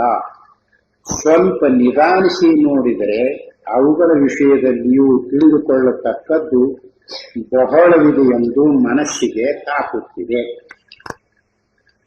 ಯಾವುದನ್ನಾದರೂ ವಿಚಾರ ಮಾಡಬೇಕಾದರೆ ಅವಸರ ಮಾಡಬಾರ್ದು, ಗಡಿಬಿಡಿ ಮಾಡಬಾರ್ದು, ಸಮಾಧಾನದಿಂದ ವಿಚಾರ ಮಾಡಬೇಕು. ವ್ಯವಹಾರದಲ್ಲಿಯೂ ಅಷ್ಟೇ. ಕೆಲವು ಪ್ರಸಂಗದಲ್ಲಿ ಸರಿಯಾಗಿ ನಿಧಾನವಾಗಿ ನೋಡದೆ ಇರುವುದರಿಂದ ಬಹಳ ಹಾನಿಯಾಗಿ ಹೋಗಿದೆ. ಕೂಲಿ ಮೊದಲಾದವುಗಳು ಆಗಿ ಹೋಗಿವೆ. ಅದಕ್ಕೆ ಹುಡುಗರಿಗೆ ಒಂದು ಪಾಠ ಇದ್ದುಕೊಂಡಿದೆ. ಒಂದು ಮುಂಗುಸಿ ಸಾಕಿದ್ರು. ಆ ಮನಿ ಹೆಣ್ಮಗಳು ಮಗುವನ್ನು ಮಲಗಿಸಿ ನೀರಿಗೆ ಹೋಗಿದ್ಲು. ನೀರಿಗೆ ಹೋಗಿ ತಿರುಗಿ ಬರುವಾಗ ಆ ಮುಂಗುಸಿ ಹಾವನ್ನು ಕಡಿದು ಹಾಕಿ ರಕ್ತ ಮುಳುಗಿತ್ತಲ್ಲ, ಆ ರಕ್ತ ಮುಳುಗಿದ ಬಾಯಿಯಿಂದಲೇ ಹೊರಗೆ ಬಂತು. ಹೊರಗೆ ಬಂದಾಗ ಆ ಹೆಣ್ಮಗಳು ಹಿಂದು ಮುಂದೆ ವಿಚಾರ ಮಾಡದೆ, ಅಯ್ಯೋ ನನ್ನ ಮಗನನ್ನು ಕಡದು ಹೋಗ್ತೈತಿ ಅಂತ ತಿಳ್ಕೊಂಡು ಕೊಡ ತಗೊಂಡು ಬಂದಿದ್ಲ, ನೀರಿನ ಕೊಡ, ಅದರ ಮೇಲೆ ಹಾಕಿಬಿಟ್ಲು. ಆ ಮನುಷ್ಯ ಸತ್ತು ಹೋಯ್ತು. ನಂತರ ಒಳಗೆ ಬಂದು ನೋಡ್ತಾಳ, ಮಗು ಆಡ್ತೈತಿ, ಹಾವು ಕತ್ತರಿಸಿ ಬಿಡ್ತೈತಿ. ಆವಾಗ ಅಯ್ಯೋ ನಾನು ಸರಿಯಾಗಿ ವಿಚಾರ ಮಾಡದೆ ಆ ಮುಂಗ್ಸಿಯನ್ನು ಕೊಂದು ಬಿಟ್ನಲ್ಲ, ನನ್ನ ಮಗನ್ನ ಕಡಿಯುವುದಕ್ಕೆ ಬಂದ ಹಾವನ್ನು ಅದಕ್ಕೆ ಕತ್ತರಿಸಿ ಹಾಕೈತಿ, ಅಯ್ಯೋ ನಾನು ಏನು ತಿಳುವಳಿಕೆ ಇಲ್ಲದವು ಅಂತ ಹಿಂಗೆ ಹೇಳ್ಕೊಂಡಿದ್ದಾಳೆ ಅಂತ ಒಂದು ಕತೆ ಬಂದೈತಿ. ಯಾಕೆ ಅಂದ್ರೆ ಸರಿಯಾಗಿ ವಿಚಾರ ಮಾಡಲಿಲ್ಲ, ಹಾಗಾಗಿ. ಅದರಂತೆಯೇ ಈ ವಿಷಯದಲ್ಲಿಯೂ ಸಹಿತ ವಿಚಾರ ಮಾಡದೇನೆ ಕನಸಿನಲ್ಲಿ ಏನೈತಿ ವಿಚಾರ ಮಾಡೋದು, ನಿದ್ರೆಯಲ್ಲಿ ಏನೈತಿ ಅಂದ್ರೆ ಹಾಗಾಗುತ್ತಿದೆ. ಅದಕ್ಕನ ನಿಧಾನವಾಗಿ ವಿಚಾರ ಮಾಡಿ ನೋಡಿದರೆ ಬಹಳ ಐತಿ ವಿಚಾರ ಮಾಡೋದು ಅಂತ ಗೊತ್ತಾಗುತ್ತಿದೆ. ಎಚ್ಚರದಲ್ಲಿ ನಾವು ಇಷ್ಟೊಂದು ವಿಚಿತ್ರವೆಂದು ಭಾವಿಸಿರುವ ಪ್ರಪಂಚದಲ್ಲಿ ವ್ಯವಹಾರ ಮಾಡುತ್ತಿರುವಂತೆಯೇ ತಟ್ಟನೆ ನಮಗೆ ಒಂದಾನೊಂದು ಕಾಲಕ್ಕೆ ತನ್ನಿದ್ರೆ ಹತ್ತಿ ಇದೆಲ್ಲವನ್ನು ಒಂದಿಷ್ಟು ಉಳಿಯದಂತೆ ಒರೆಸಿ ಹಾಕಿಬಿಡುವುದಲ್ಲ. ಈಗ ನಾವು ಈ ಒಳ್ಳೆ ವ್ಯವಹಾರವನ್ನು ಮಾಡ್ತಾ ಇದ್ದೇವೆ ಎಚ್ಚರದ ಅವಸ್ಥೆಯಲ್ಲಿ. ಹೀಗೆ ಇರುವಾಗ ಥಟ್ಟನೆ ನಿದ್ರೆ ಬಂದ್ಬಿಡ್ತದೆ. ನಿದ್ರೆ ಬಂದಾಗ ಇದರ ಸುದ್ದಿ ಸುಳುವು ಇಲ್ಲದನ ಆಗಿಬಿಡುತ್ತಿದೆಯಲ್ಲ, ಏನದು, ಯಾಕೆ ಹಾಗಾಗುತ್ತಿದೆ? ಪ್ರತಿಯೊಬ್ಬರಿಗೂ ಗೊತ್ತಿರುವುದೇ ಅಲ್ಲ. ಒಳ್ಳೆ ಇಲ್ಲಿ ವ್ಯವಹಾರವನ್ನು ಮಾಡ್ತಾ ಇದ್ದೇವೆ, ನಿದ್ರೆ ಬಂತು ಅಂದ್ರೆ ಯಾವ ವ್ಯವಹಾರವೂ ಇಲ್ಲ, ಯಾವುದೂ ತೋರಿಕೊಳ್ಳುವುದಿಲ್ಲ, ಕೇಳುವುದಿಲ್ಲ, ಯಾವುದೂ ಇಲ್ಲ. ಹೀಗಾಗುತ್ತಿದೆಯಲ್ಲ, ಇದರ ತತ್ವ ಏನು? ಆಗ ಈ ನಮ್ಮ ಪ್ರಪಂಚದ ಆಶ್ಚರ್ಯಕರವಾದ ದೃಶ್ಯವು, ಇದರಲ್ಲಿ ನಾವು ತೆಗೆದುಕೊಳ್ಳುತ್ತಿದ್ದ ಆಧಾರವು, ನಮ್ಮ ವ್ಯವಹಾರಕ್ಕೆ ಕಾರಣವಾದ ಸಂಕಲ್ಪಾದಿಗಳು ಎಲ್ಲಿಗೆ ಹೋಗುವವು? ನಾವೀಗ ಇದನ್ನೆಲ್ಲ ನೋಡ್ತಾ ಇದ್ದೇವಲ್ಲ, ಈ ದೃಶ್ಯವೆಲ್ಲ ಆಗ ತೋರಿಕೊಳ್ಳುವುದಿಲ್ಲವಲ್ಲ, ಎಲ್ಲಿಗೆ ಹೋಗ್ತೈತಿ? ಇಲ್ಲಿ ಒಳ್ಳೆ ಆಶ್ಚರ್ಯಕರ ರೂಪದಿಂದ ಏನೇನೋ ನೋಡ್ತಾ ಇದ್ದೇವಲ್ಲ, ಇದು ಯಾವುದೂ ಆಗ ತೋರುವುದಿಲ್ಲ. ಇದು ಏನಾಗುತ್ತಿದೆ?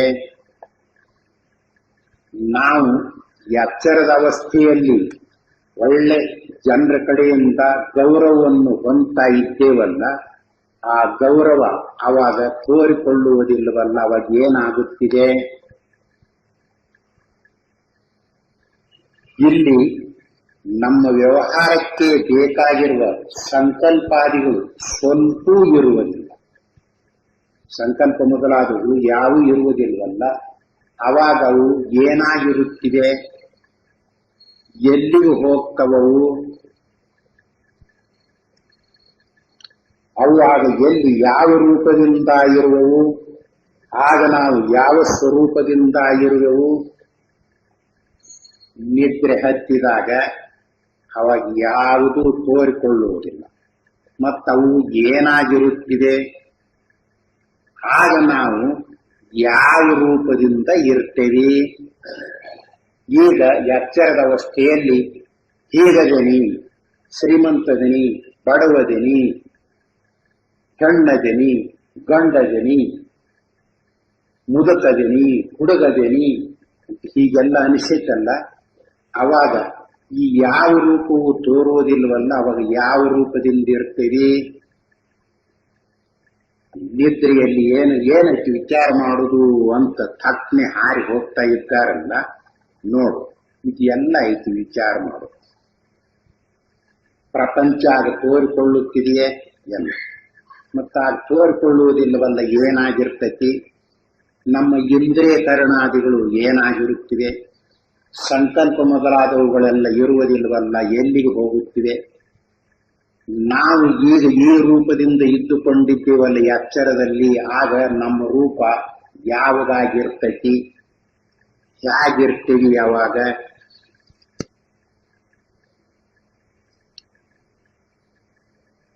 ಪ್ರತಿದಿನವೂ ನಮಗೆ ಈ ಪ್ರಪಂಚವನ್ನು ಇದರ ವ್ಯವಹಾರವನ್ನು ಕೈತಪ್ಪಿಸಿ ಇದಕ್ಕಿಂತ ಅತ್ಯಂತ ವಿಲಕ್ಷಣವಾದ ವರ್ಣಿಸುವುದಕ್ಕೆ ಅಸದಳವಾದ ಒಂದಾನೊಂದು ಅನುಭವವನ್ನು ಉಂಟು ಮಾಡುತ್ತಿರುವ ಅದ್ಭುತ ಶಕ್ತಿಯ ಸತ್ವವು ಯಾವುದು?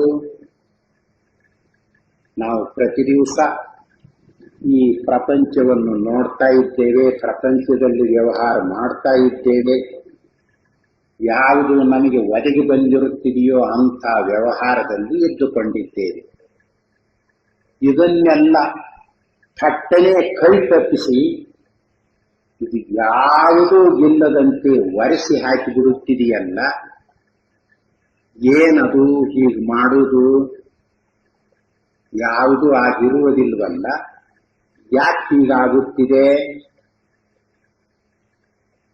ಹೀಗೆ ಮಾಡತಕ್ಕಂಥದ್ದು ಯಾವ ಶಕ್ತಿ?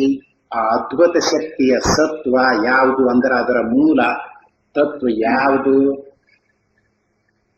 ವಿಚಾರ ಮಾಡದೆ ಇದ್ರೆ ಸುಮ್ಮನೆ ನಿದ್ರೆ ಮಾಡಿದ್ವಿ ಅಂತ ಇಷ್ಟ ಅನ್ಸತ್ತೆ. ನೋಡು, ಇದು ಯಾಕೆ ತಪ್ತತಿ? ಬಸ್ನ್ಯಾಗ ರೈಲ್ನಾಗ ಹೋಗ್ತಾ ಇದ್ದಾರಲ್ಲ, ಮರ್ಯಾದೆ ಉಳ್ಳವರೇ ಇದ್ದಾರೆ, ಅದೇನೋ ಬಂದು ಬಿಡ್ತೈತಿ, ಯಾಕ ಕೂಡ್ರಿ ಮೈ ಮೇಲೆ ಬೀಳ್ತಿರಲ್ಲ. ಅವಾಗ ಇವನು ಮರ್ಯಾದೆ, ಊರಾಗ ಮರ್ಯಾದೆ ಅಂತ ಅವನು ಹಾಗಂದ್ರೆ ಈಗ ಮಾಡಿಕೊಂಡು ತಪ್ಪಂತ ಬೀಳ್ತಾನ. ಅಲ್ಲಿದ್ದವರೆಲ್ಲ ನಗುತ್ತಾರ. ಗೊತ್ತೈತಿಲ್ಲ, ಅಲ್ಲಿಂದ ತಾಳುವುದಕ್ಕಾಗುದಿಲ್ವಲ್ಲ. ರೈಲ್ನಾಗ ಕೆಳಗ ಎಲ್ಲರೂ ಕಾಲ್ ಹಿಂಗೆ ಇಟ್ಕೊಂಡಿರ್ತಾರಲ್ಲ, ಅಲ್ಲೇ ಒಂದೇನೋ ಒಕ್ಕೊಂಡು ಅಥವಾ ಏನು ಇಲ್ದಿದ್ರು ಎಲ್ಲ ಅಲ್ಲೇ ಬಿದ್ದು ಬಿಡ್ತಾನೆ. ಯಾಕೆ ಹಾಗಾಗುತ್ತಿದೆ? ಅವಾಗ ಗೌರವ ಎಲ್ಲಿ ಹೋಯ್ತು? ಇವನಾಗಿ ಏನಾಗಿರುತ್ತಾನೆ? ಹೀಗೆ ಮಾಡ್ತೈತೆಲ್ಲ ಅದ್ಭುತ ಶಕ್ತಿ ಯಾವುದದು? ಅದರ ತತ್ವ ಏನೈತಿ? ನಿದ್ರೆ ವಿಷಯದಲ್ಲಿ ಇದನ್ನೆಲ್ಲ ವಿಚಾರ ಮಾಡಬೇಕಾಗುತ್ತೆ. ಹಾಗೆ ಸುಮ್ಮನೆ ಇದ್ರೆ ಏನೈತಿ ನಿದ್ರೆ? ಅದರಿಗೇನೈತಿ ವಿಚಾರ ಮಾಡೋದು ಅಂತ ಹೇಳ್ತೀವಿ. ಈಗ ಏನಾಗುತ್ತಿದೆ? ಯಾಕೆ ಇದನ್ನು ಕೈ ತಪ್ಪಿಸ್ತೈತಿ? ಯಾಕೆ ಪ್ರತಿ ದಿವಸ ಹೀಗೆ ಬರ್ತೈತಿ? ಹೀಗೆ ಮಾಡುವುದು ಯಾವುದದು? ಯಾಕೆ ಹೀಗೆ ಕೇಳುದು ಅಂದ್ರೆ, ನೀವ ನಿದ್ರೆ ತರಿಸಿಕೊಂತೀರಾ ಅಂತ ಕೇಳ್ತಾ ಇರುವುದು. ನೀವ ನಿದ್ರೆ ತರಿಸಿಕೊಳ್ತಾ ಇದ್ರ ರೋಗ ಬಂದಿರ್ತೈತಿ ನೋಡು, ನಿದ್ರೆ ಬರುದಿಲ್ವಲ್ಲ, ಅವಾಗ ನೀವು ತರಿಸ್ಕೋಬೇಕು. ಅಯ್ಯೋ ಏನ್ ಮಾಡಿದ್ರು ನಿದ್ರೆನ ಬರುವಲ್ದು ಅಂತ ಪೇಚಾಡ್ತಾ ಇರ್ತೀರಿ. ಯಾಕೆ ಹಾಗೆ ಮಾಡ್ತೀರಿ? ನಿಮ್ಮ ಆಗೇನಿದ್ರೆ ನೀವ ತರಿಸಿಕೊಳ್ಳುದಿದ್ರೆ ನಿಮ್ಮದೇ ನಿದ್ರೆ, ಮಂದಿದೇನಲ್ಲ, ಅದೇನೋ ನಿಜ. ಮತ್ತೆ ನೀವ ತರಿಸಿಕೊಳ್ಕೋ ಇಲ್ವೋ? ಅದಕ್ಕಾಗಿಯೇ ನಿಮ್ಮ ಅಧೀನ ಇಲ್ಲದೆ ಇರುವುದರಿಂದ ಹೀಗೆ ಪ್ರತಿ ದಿವಸ ಇದನ್ನೆಲ್ಲ ಕೈ ತಪ್ಪಿಸ್ತಕ್ಕೆಲ್ಲ ವ್ಯವಹಾರ ಪ್ರಪಂಚದಲ್ಲಿ ಆಗ್ತಕ್ಕಂಥ ಈ ಉಪಚಾರ ಮೊದಲಾದವುಗಳನ್ನೆಲ್ಲ ಈ ಅದ್ಭುತ ಶಕ್ತಿ ಯಾವುದದು? ಅದರ ನಿಜ ಏನೈತಿ ನೋಡಿ, ಇದನ್ನೆಲ್ಲ ವಿಚಾರ ಮಾಡಬೇಕಾಗಿ ಐತಿ. ಹಾಗೆ ಇದ್ರೆ ಏನು ಗೊತ್ತಾಗುವುದು? ಮತ್ತೆ ನಾವು ಯಾವ ನಿಮಿತ್ತದಿಂದ ಅವಸ್ಥೆಯನ್ನು ಬಿಟ್ಟು ಇಲ್ಲಿಗೆ ಮರಳುವೆವು? ನಿದ್ರೆ ಬಂತು, ನಿದ್ರೆ ಮುಗೀತು, ಆ ನಂತರ ಸರಿ ಸಾಗಿ ಮತ್ತೆ ಎಚ್ಚರಕ್ಕೆ ಬರ್ತೀವಿ. ಮತ್ತೆ ಬರಬೇಕು ಎಚ್ಚರಕ್ಕ? ಯಾವ ನಿಮಿತ್ತದಿಂದ ಬರ್ತೀವಿ ಎಚ್ಚರಕ್ಕೆ? ಅದನ್ನೆಲ್ಲ ನೋಡು, ವಿಚಾರ ಮಾಡಿದ್ರೆ ಇದು ಎಲ್ಲ ಕಂಡುಕೋಬೇಕಾಗಿದೆ. ಯಾಕೆ ಮತ್ತೆ ಎಚ್ಚರಕ್ಕೆ ಬಂದ್ರಿ? ನಿದ್ರೆಯಲ್ಲಿ ಸುಖವಾಗಿದ್ರಿ ಅಲ್ಲ, ಯಾಕೆ ಬಂದ್ರಿ? ಬರ್ಬೇಕಾದ್ರೆ ನೀವ ಹೇಳ್ತೀರ ಹೇಗೆ? ಅದನ್ನ ಹೇಳ್ತೀವಿ. ನಾವೇ ಹೇಳ್ತೀವಿ ಅಂತ ಹೀಗೆ ಹೇಳ್ಬಹುದು. ಅರ್ಧ ನಿದ್ರೆ ಆದಾಗ, 1 ಗಂಟೆ ಅಥವಾ ಅರ್ಧ ಗಂಟೆ ನಿದ್ರೆ ಆದಾಗ ನೀವ ಹೀಗೆ ಹೇಳ್ಬೇಕು. ಈಗ ನಿದ್ರೆ ಮುಗಿದಾಗ ಹೇಳ್ತೀರಲ್ಲ, ನಾವೇ ಹೇಳ್ತೀವಿ ಅಂತ ಅಭಿಮಾನ ಮಾಡ್ಕೋಬಹುದು. ಆದ್ರೆ ನೀವ ನಿದ್ರೆ ಈಗ ಅರ್ಧ ನಿದ್ರೆ ಇದ್ದಾಗ ಹೇಳ್ಬೇಕು. ಯಾಕೆ ನಿಮ್ಮ ಆಧೀನದಲ್ಲಿ ಇರುವುದರಿಂದ ನೀವು ಯಾವಾಗ ಬೇಕಾದಾಗ ನಿದ್ರೆ ಅರ್ಧ ಇರ್ಲಿ ಕಾಲು ಹೇಳ್ಬೇಕ ಇಲ್ಲ? ಹಾಗೆ ಹೇಳುವುದಕ್ಕೆ ಬರುತ್ತಿದೆಯೇ? ಎಲ್ಲ. ಆದ್ದರಿಂದಲೇ ಮತ್ತೆ ಯಾಕೆ ನಿದ್ರೆ ಬಿಟ್ಟು ಎಚ್ಚರಕ್ಕೆ ಬರ್ತೀರಿ, ಯಾವ ನಿಮಿತ್ತದಿಂದ ಬರ್ತೀರಿ, ಇದನ್ನೆಲ್ಲ ವಿಚಾರ ಮಾಡಬೇಕಾಗಿದೆ. ಸುಮ್ಮನೆ ಇದ್ರೆ ಇದೆಲ್ಲ ಗೊತ್ತಾಗುತ್ತಿದೆಯಾ? ಎಲ್ಲ ಇದೇ ಎಚ್ಚರಕ್ಕೂ ತನಿನಿದ್ರಿಗೂ ಇರುವ ಸಂಬಂಧವು ಯಾವುದು? ಮತ್ತೆ ಎಚ್ಚರಕ್ಕೆ ಬರ್ತೀರಿ, ಮತ್ತೆ ನಿದ್ರೆಗೆ ಹೋಗ್ತೀರಿ, ಮತ್ತೆ ಎಚ್ಚರಕ್ಕೆ ಬರ್ತೀರಿ. ಅಂದ್ರೆ ಎಚ್ಚರಕ್ಕೂ ನಿದ್ರೆಗೂ ಯಾವ ಸಂಬಂಧ ಐತಿ? ವ್ಯವಹಾರದಲ್ಲಿ ಇದ್ದುಕೊಂಡಿರುವಾಗ ಏನೋ ಒಂದು ಹೇಳ್ಕೋಬೇಕು ಅಂತ ಕಲ್ಪನೆ ಬರ್ತದೆ, ಅದು ಹೊಂದುವುದಿಲ್ಲ. ಎಚ್ಚರ ಬರ್ತೈತಲ್ಲ, ಎಲ್ಲಿಂದ ಬರ್ತೈತಿ? ನಿದ್ರೆ ಬರ್ತೈತಲ್ಲ, ಅದು ಹ್ಯಾಗ್ ಬರ್ತೈತಿ? ಅದಕ್ಕೂ ಇದಕ್ಕೂ ಸಂಬಂಧವೇನು? ಸಂಬಂಧ ಅಂದ್ರೆ ಈಗ ನೀವು ಅವರು ಏನಾರು ಸಂಬಂಧ ಆಗ್ತೋ, ನಮ್ಗ ಅವರು ಬಂಧುಗಳೇ ಆಗ್ಬೇಕು, ಅಥವಾ ಅವರು ನಮಗೆ ಬೀಗರೇ ಆಗ್ಬೇಕು, ಅವರು ನಮಗೆ ಇಂಥ ಕಡೆಯಿಂದ ಸಂಬಂಧ ಅಂತ ಹೀಗೆ ಹೇಳ್ತಿರಲ್ಲ, ಹಾಗೆ ಎಚ್ಚರಕ್ಕೂ ನಿದ್ರೆಗೂ ಯಾವ ಸಂಬಂಧ ಐತಿ? ಸಂಬಂಧ ಅನ್ನೋ ಮಾತು ಗೊತ್ತಾಯ್ತಲ್ಲ, ಯಾವ ಸಂಬಂಧ ಐತಿ? ಬಹಳ ವಿಚಿತ್ರವಾಗೈತಿ ವಿಚಾರ ಮಾಡುವುದಕ್ಕೆ ಹೊರಟ್ರೆ. ಹಾಗೆ ಇದ್ರೆ ಏನು ತಿಳಿಯುವುದಿಲ್ಲ, ಅಲ್ಲೇ ಎಚ್ಚರ ಕನಸನಿದ್ರೆ ಅಂತ ಇಷ್ಟು ಹೇಳಿಕೊಂಡು ಓಡಿ ಹೋಗ್ತಾ ಇದ್ದಾನೆ. ಇನ್ನು ಕನಸಿನ ಕಡೆಗೆ ತಿರುಗಿದರೆ ಅದು ಎಂಥ ವಿಲಕ್ಷಣವಾದ ದೃಶ್ಯ ವಿಶೇಷವಾಗುತ್ತಿದೆ ನೋಡಿ. ನಿದ್ರೆ ವಿಷಯ ಆಯ್ತಲ್ಲ, ಇನ್ನು ಕನಸಿನ ವಿಷಯದಲ್ಲಿ ಏನೈತಿ ವಿಚಾರ ಮಾಡೋದು ಅಂತ ಹಾರಿಕೊಂಡು ಹೋಗಿದ್ದ, ಅಲ್ಲೇ ಐತಿ ವಿಚಾರ ಮಾಡೋದು. ಏನು? ಈ ಪ್ರಪಂಚದಲ್ಲಿನ ಯಾವುದೊಂದು ಒಂದಿಷ್ಟು ಅದರೊಳಕ್ಕೆ ಬಂದಿರುವುದಿಲ್ಲ. ಕನಸಾಗ್ತಾ ಇದೆಯಲ್ಲ, ಕನಸಾಗುವಾಗ ಎಚ್ಚರದಲ್ಲಿರುವ ಶರೀರ ಅಲ್ಲಿಗೆ ಬಂದಿದೆಯೇ? ಎಚ್ಚರದಲ್ಲಿರುವ ಕಣ್ಣು, ಕಿವಿ, ಮೂಗು, ನಾಲಿಗೆ, ತ್ವಚೇಂದ್ರಿಯ, ಮನಸ್ಸು, ಬುದ್ಧಿ, ಚಿತ್ತ, ಅಹಂಕಾರ ಇವು ಅಲ್ಲಿಗೆ ಬಂದಿವೆ. ನಿನ್ನೆ ಹೇಳುವಾಗ ಎಚ್ಚರದ ಮನಸ್ಸಿನ ವಾಸನೆಯಿಂದ ಕನಸಾಗುತ್ತಿದೆ ಅಂತ ಯಾರಿಟ್ಟುಕೊಂಡಿದ್ದಾರೆಯೋ ಅವರಿಗೆ ಎಚ್ಚರದ ಮನಸ್ಸು ಕನಸಿನಲ್ಲಿ ಇರ್ತೈತಿ ಅಂತ ಈ ಕಲ್ಪನೆ ಬರ್ತೈತಿ. ಅದು ಆ ಕಲ್ಪನೆ ಬರ್ತೈತಲ್ಲ, ಅದು ಆತ್ಮನನ್ನು ತಿಳಿಸುವುದಕ್ಕಾಗಿ ಅನುವಾದ ಮಾಡಿಕೊಂಡು ಹೇಳಿರುವುದೇ ಹೊರತು ಅದೇ ಸಿದ್ಧಾಂತ ಅಂತ ಹೇಳುವುದಕ್ಕೆ ಹೊರಟಿಲ್ಲ. ಈಗ ಅನುಭವಕ್ಕನುಸರಿಸಿ ವಿಚಾರ ಮಾಡುವುದಕ್ಕೆ ಹೊರಟಿರುವುದರಿಂದ ಈಗ ಅನುಭವದಲ್ಲಿ ಇರುವಂತೆ ನೋಡಿಕೊಂಡು ನಿರ್ಣಯ ಮಾಡಬೇಕು. ಎಚ್ಚರದ ಶರೀರ ಕನಸಿನಲ್ಲಿ ಓಡಾಡಿದಂತೆ ತೋರ್ತೈತಲ್ಲ, ಎಚ್ಚರದ ಶರೀರ ಓಡಾಡಿದೆಯೇ? ಎಲ್ಲ. ಎಚ್ಚರದಲ್ಲಿರುವ ಕಣ್ಣು, ಕಿವಿ, ಮೂಗು, ನಾಲಿಗೆ ಇವೆಲ್ಲ ವ್ಯವಹಾರ ಮಾಡುತ್ತಿವೆ ಕನಸಿನಲ್ಲಿ ಎಲ್ಲ. ಇವ ಕಣ್ಣು ಕಿವಿ ಇದ್ರೆ ಏನಾಗ್ತಿತ್ತು? ಎಚ್ಚರನ ಆಗ್ತಿತ್ತು. ಇನ್ನೇನಾಗ್ತಿತ್ತು? ಇಲ್ಲಿರುವ ಕಣ್ಣು, ಇಲ್ಲಿರುವ ಕಿವಿ ಅದು ಅಲ್ಲಿ ಕನಸಿನಲ್ಲಿ ದೇವಸ್ಥಾನಕ್ಕೆ ಹೋಗಿದ್ದೇವೆ, ಪೂಜಾರಿಗಳು ಕೂಡ ಮಾತಾಡ್ತೀವಿ, ಹಣ್ಣು ಕಾಯಿ ಮಾಡಿಕೊಡ್ರಿ ಅಂತ. ಅವಾಗ ಮಾತಾಡುವಾಗ ಈ ವಾಕ್ಯನಿಂದ ಮಾತಾಡ್ತೀರಾ, ಈ ಕಣ್ಣಿನಿಂದ ಅಲ್ಲಿರುವ ದೇವರನ್ನು ನೋಡ್ತೀರಾ, ಕಾಯಿ ತಿರುಗಿ ಕೊಡ್ತಾನಲ್ಲ ಕೈ, ಕೈಯಿಂದ ತಕ್ಕೊಂತೀರಾ ಎಲ್ಲ. ಹಾಗಾದ್ರೆ ಏನಾಯ್ತು? ಅಲ್ಲಿರುವ ಕಣ್ಣು, ಕೈ, ಬಾಯಿ ಅವು ಬೇರೆ, ಮತ್ತು ಅಲ್ಲಿರುವ ಮನಸ್ಸು, ಬುದ್ಧಿ ಎಲ್ಲ. ಈ ದೇವರ ಗುಡಿ ಅಂತ ನಿರ್ಣಯ ಮಾಡ್ಬೇಕಾದ್ರೆ ಬುದ್ಧಿ ಬೇಕಲ್ಲ, ಮತ್ತು ಅಲ್ಲಿ ತನಕ ನಡ್ಕೊಂಡು ಹೋಗೈತಲ್ಲ ಕಾಲು, ಈ ಕಾಲಿನಿಂದ ನಡ್ಕೊಂಡು ಹೋಗಿದ್ದೀರಾ ಎಲ್ಲ. ಈಗ ಎಚ್ಚರದ ಮನಸ್ಸಿನ ವಾಸನೆಯಿಂದಲೇ ಕನಸಾಗುತ್ತಿದೆ ಅಂತ ಅನುವಾದ ಮಾಡಿಕೊಂಡು ಆತ್ಮನನ್ನು ತಿಳಿಸುವುದಕ್ಕಾಗಿ ಹೇಳಿದೆ. ಇದು ಅನುಭವಕ್ಕನುಸರಿಸಿ ಹೇಳುವುದಕ್ಕೆ ಬಂದಿದೆ ಅಂತ ಹೇಳಿದೆಯಲ್ಲ, ಈಗ ಅನುಭವಕ್ಕನುಸರಿಸಿ ವಿಮರ್ಶನೆ ಮಾಡಿದರೆ ಕನಸಿನಲ್ಲಿ ಹಾವು ಬಂದಿದೆ. ಎಚ್ಚರದ ಮನಸ್ಸಿನ ವಾಸನೆಯಿಂದಲೇ ಅಲ್ಲಿ ಹಾವಾಗಿ ತೋರಿದೆಯಲ್ಲ. ಯಾಕೆ ಹೆದರ್ಕೊಂಡ್ರಿ? ಇದ ಮನಸ್ಸು ಅಲ್ಲಿ ಇರುವುದರಿಂದ ನನ್ನ ಮನಸ್ಸಿನ ವಾಸನೆಯಿಂದ ಇಲ್ಲಿ ಹಾವು ತೋರ್ತೈತಿ, ಅದೇನು ಕಡಿತೈತ? ಈಗ ತಿಳ್ಕೊಬೇಕೋ ಇಲ್ವೋ? ಅದು ತಿಳ್ಕೊಂಡಿದ್ದೀರಾ? ಇಲ್ಲ. ಮತ್ತೇನಾಗಿದೆ? ಚಿಟ್ನ ಚೀರು ಓಡ್ ಬರ್ತೀರಿ ಪ್ರಾಣ ಉಳಿಸಿಕೊಳ್ಳುವುದಕ್ಕೆ. ಯಾಕೆ ಪ್ರಾಣ ಉಳಿಸಿಕೊಳ್ಳೋದಕ್ಕೆ ಓಡಿ ಬರ್ತೀರಿ? ವಾಸನೆ ಹಾವು ಎಂದಾದ್ರೂ ಕಡಿತೈತ? ಎಲ್ಲ.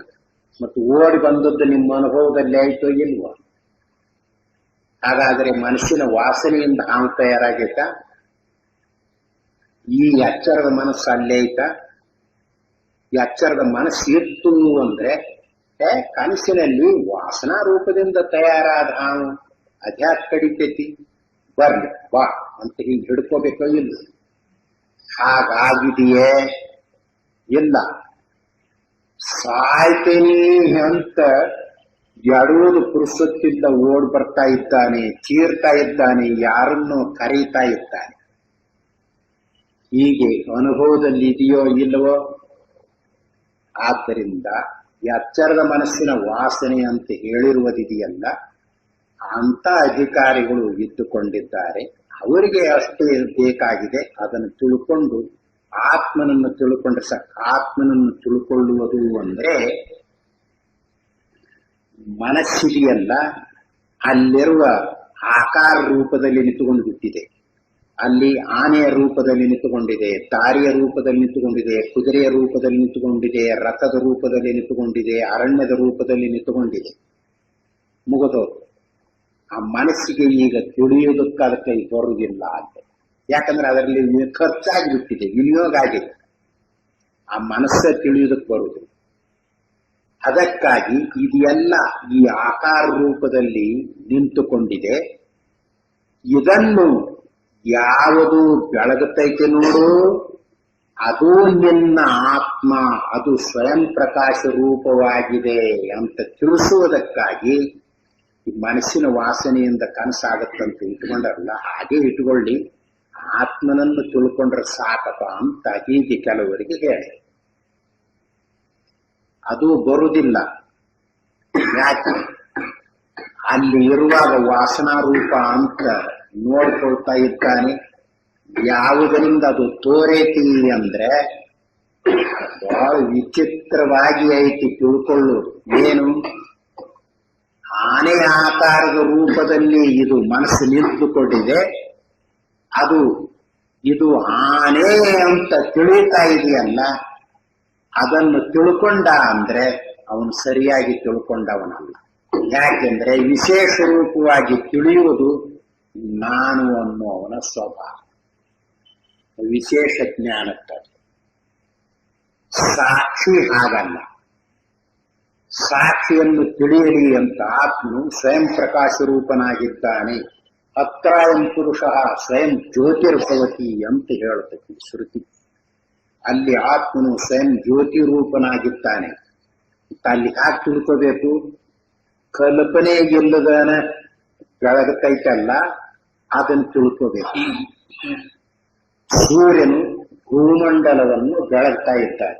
ಅವನು ಬೆಳಗುವಾಗ ಇದು ಬೆಂಗಳೂರು ಅಂತ ಬೆಳಗ್ತಾನೆ, ಇವನು ಇಂಥ ಮನಿ ಮನುಷ್ಯ ಅಂತ ಬೆಳಗ್ತಾನೆ. ಸೂರ್ಯ ಬೆಳಗೋದು ನಿಜ. ನೀವು ಬೆಂಗಳೂರು ಅಂತರ ಅಂದ್ಕೊಳ್ರಿ, ಗಂಧ ಕಾಳೂರ್ ಅಂತರ ಅಂದ್ಕೊಳ್ರಿ. ಇವನು ಇಂಥ ಮನಿ ಹುಡುಗ ಅಂತರ ಅಂದ್ಕೊಳ್ರಿ, ಯಾವನೋ ಹುಚ್ಚ ನಿಂತಾನ ಅಂತರ ಅಂದ್ಕೊಳ್ರಿ. ನಿಮಗೆ ಸೇರಿದ್ರು.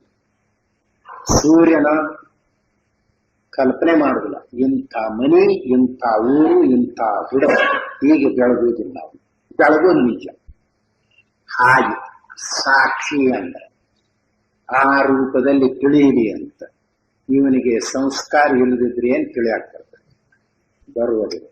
ಅದಕ್ಕಾಗಿ ಈಗ ಅನುಭವಕ್ಕನುಸರಿಸಿ ಹೇಳುವಾಗ ನೋಡಿ, ಕನಸಿನಲ್ಲಿ ಎಚ್ಚರದಲ್ಲಿದ್ದ ಸಾಮಗ್ರಿ ಯಾವುದೊಂದು ಕನಸಿಗೆ ಬಂದಿರುವುದಿಲ್ಲ, ಅನುಭವದಲ್ಲಿರುವುದು. ಎಚ್ಚರದ ಶರೀರ, ಇಂದ್ರಿಯಗಳು, ಪ್ರಾಣಗಳು, ಮನಸ್ಸು, ಬುದ್ಧಿ, ಚಿತ್ತ, ಅಹಂಕಾರ ಯಾವ ಶುದ್ಧಿಯೂ ಇಲ್ಲ. ಇಲ್ಲಿರುವುದೇ ಬೇರೆ, ಅಲ್ಲಿರುವುದೇ ಬೇರೆ. ಆದರೂ ಇಲ್ಲಿ ಪ್ರಪಂಚದ ಪ್ರತಿಕೃತಿಯಂತೆಯೇ ಕಾಲ, ದೇಶ, ನಿಮಿತ್ತ, ಕ್ರಿಯೆ, ಕಾರಕ, ಫಲ, ಅರಿವು, ಸುಖ, ದುಃಖ ಎಲ್ಲವೂ ಇರುವ ಮತ್ತೊಂದು ಪ್ರಪಂಚವೇ ಒಂದಡಕೆ ಕಡಿಯುವ ಹೊತ್ತಿಗಿಂತಲೂ ಬೇಗನೆ ಏರ್ಪಾಡಾಗಿ ಬಿಡುತ್ತಿದೆಯಲ್ಲ. ಏನಾಶ್ಚರ್ಯವಿದು! ಎಚ್ಚರ ಹಾಗೈತು ನೋಡು. ಇದರಂತೆಯೇ ಆ ಅವಸ್ಥೆಯಲ್ಲಿಯೂ ತೋರ್ತತಿ. ಅವಾಗಿರುವಾಗ ಅದು ಎಚ್ಚರ ಅಂತ ತೋರ್ತತಿ. ಅಲ್ಲಿ ಪ್ರಪಂಚ, ಅಲ್ಲಿ ಸುಖ, ದುಃಖ, ಕ್ರಿಯಾ, ಕಾರಕ, ಫಲ, ಜೀವರಾಶಿ ಎಲ್ಲ ಪ್ರಪಂಚವೆಲ್ಲ ತೋರಿಕೊಳ್ಳುತ್ತಿದೆ. ಅಡಿಕೆ ಕಡಿಯುವ ಹೊತ್ತಿಗಿಂತಲೂ ಲಗುನ ಅಂತ ಅಂದ್ರೆ ಅಷ್ಟು ತೀವ್ರವಾಗಿ ರಚನೆ ಆಗಿ ತೋರ್ತೈತಿ. ಹೀಗಿದ್ದುಕೊಂಡಿದೆ. ಈಗ ತೋರ್ತಾ ಇದೆಯಲ್ಲ ಕನಸು, ಇದು ಎಲ್ಲಿಂದ ಬಂತು? ಕನಸೆಂಬುದೆಲ್ಲವೂ ಮನಸ್ಸಿನ ಭ್ರಾಂತಿ ಎಂದು, ಅದರಲ್ಲೇನು ಹುರುಳಿಲ್ಲವೆಂದು ನಾವುಗಳು ಅಂದುಕೊಳ್ಳುತ್ತಿರುವುದು ನಿಜ. ಆದರೆ ಕನಸು ಕಾಣಿಸಿಕೊಂಡ ಮಾತ್ರದಿಂದ ಮೋಹಿತರಾಗಿ ಅದು ಕನಸೆಂಬುದನ್ನು ಕೂಡ ಅರಿತುಕೊಳ್ಳಲಾರದೆ ಎಲ್ಲವೂ ನಿಜವೆಂದೇ ಭಾವಿಸಿ ಬಿಡುವೆಲ್ಲ. ಈ ಕಣ್ಣು ಕಟ್ಟನ್ನು ದಿನದಿನವೂ ನಮ್ಮೆಲ್ಲರಿಗೂ ಮಾಡಿ ತೋರಿಸುವ ಅದ್ಭುತ ಮಹಿಮೆಯು ಯಾವ ಯಕ್ಷಿಣಿಯದು? ಎಚ್ಚರಕ್ಕೆ ಬಂದ ನಂತರ ಮನಸ್ಸಿನ ವಾಸನೆಯಿಂದ ಏನೋ ತೋರ್ಕೊಳ್ತೈತಿ ಅಂತ ಹೇಳ್ತಾ ಇದ್ವಲ್ಲ, ಇಲ್ಲಿ ಬಂದಾಗ ಹೇಳ್ತೀವಿ. ಕನಸು ಬಂತು ಅಂದ್ರೆ ಅಲ್ಲಿ ಅದು ನಿಜವಾಗಿ ಇರುತ್ತಿದೆ ಅಂತ ನಂಬಿಕೊಳ್ತಾ ಇದ್ದೇವಲ್ಲ. ಮತ್ತ ಅದನ್ಯಾಕೆ ನಂಬಿಕೊಳ್ತೀವಿ? ಎಚ್ಚರ ಮನಸ್ಸಿನ ವಾಸನೆಯಿಂದ ತೋರ್ತೈತಿ ಅಂದ್ರೆ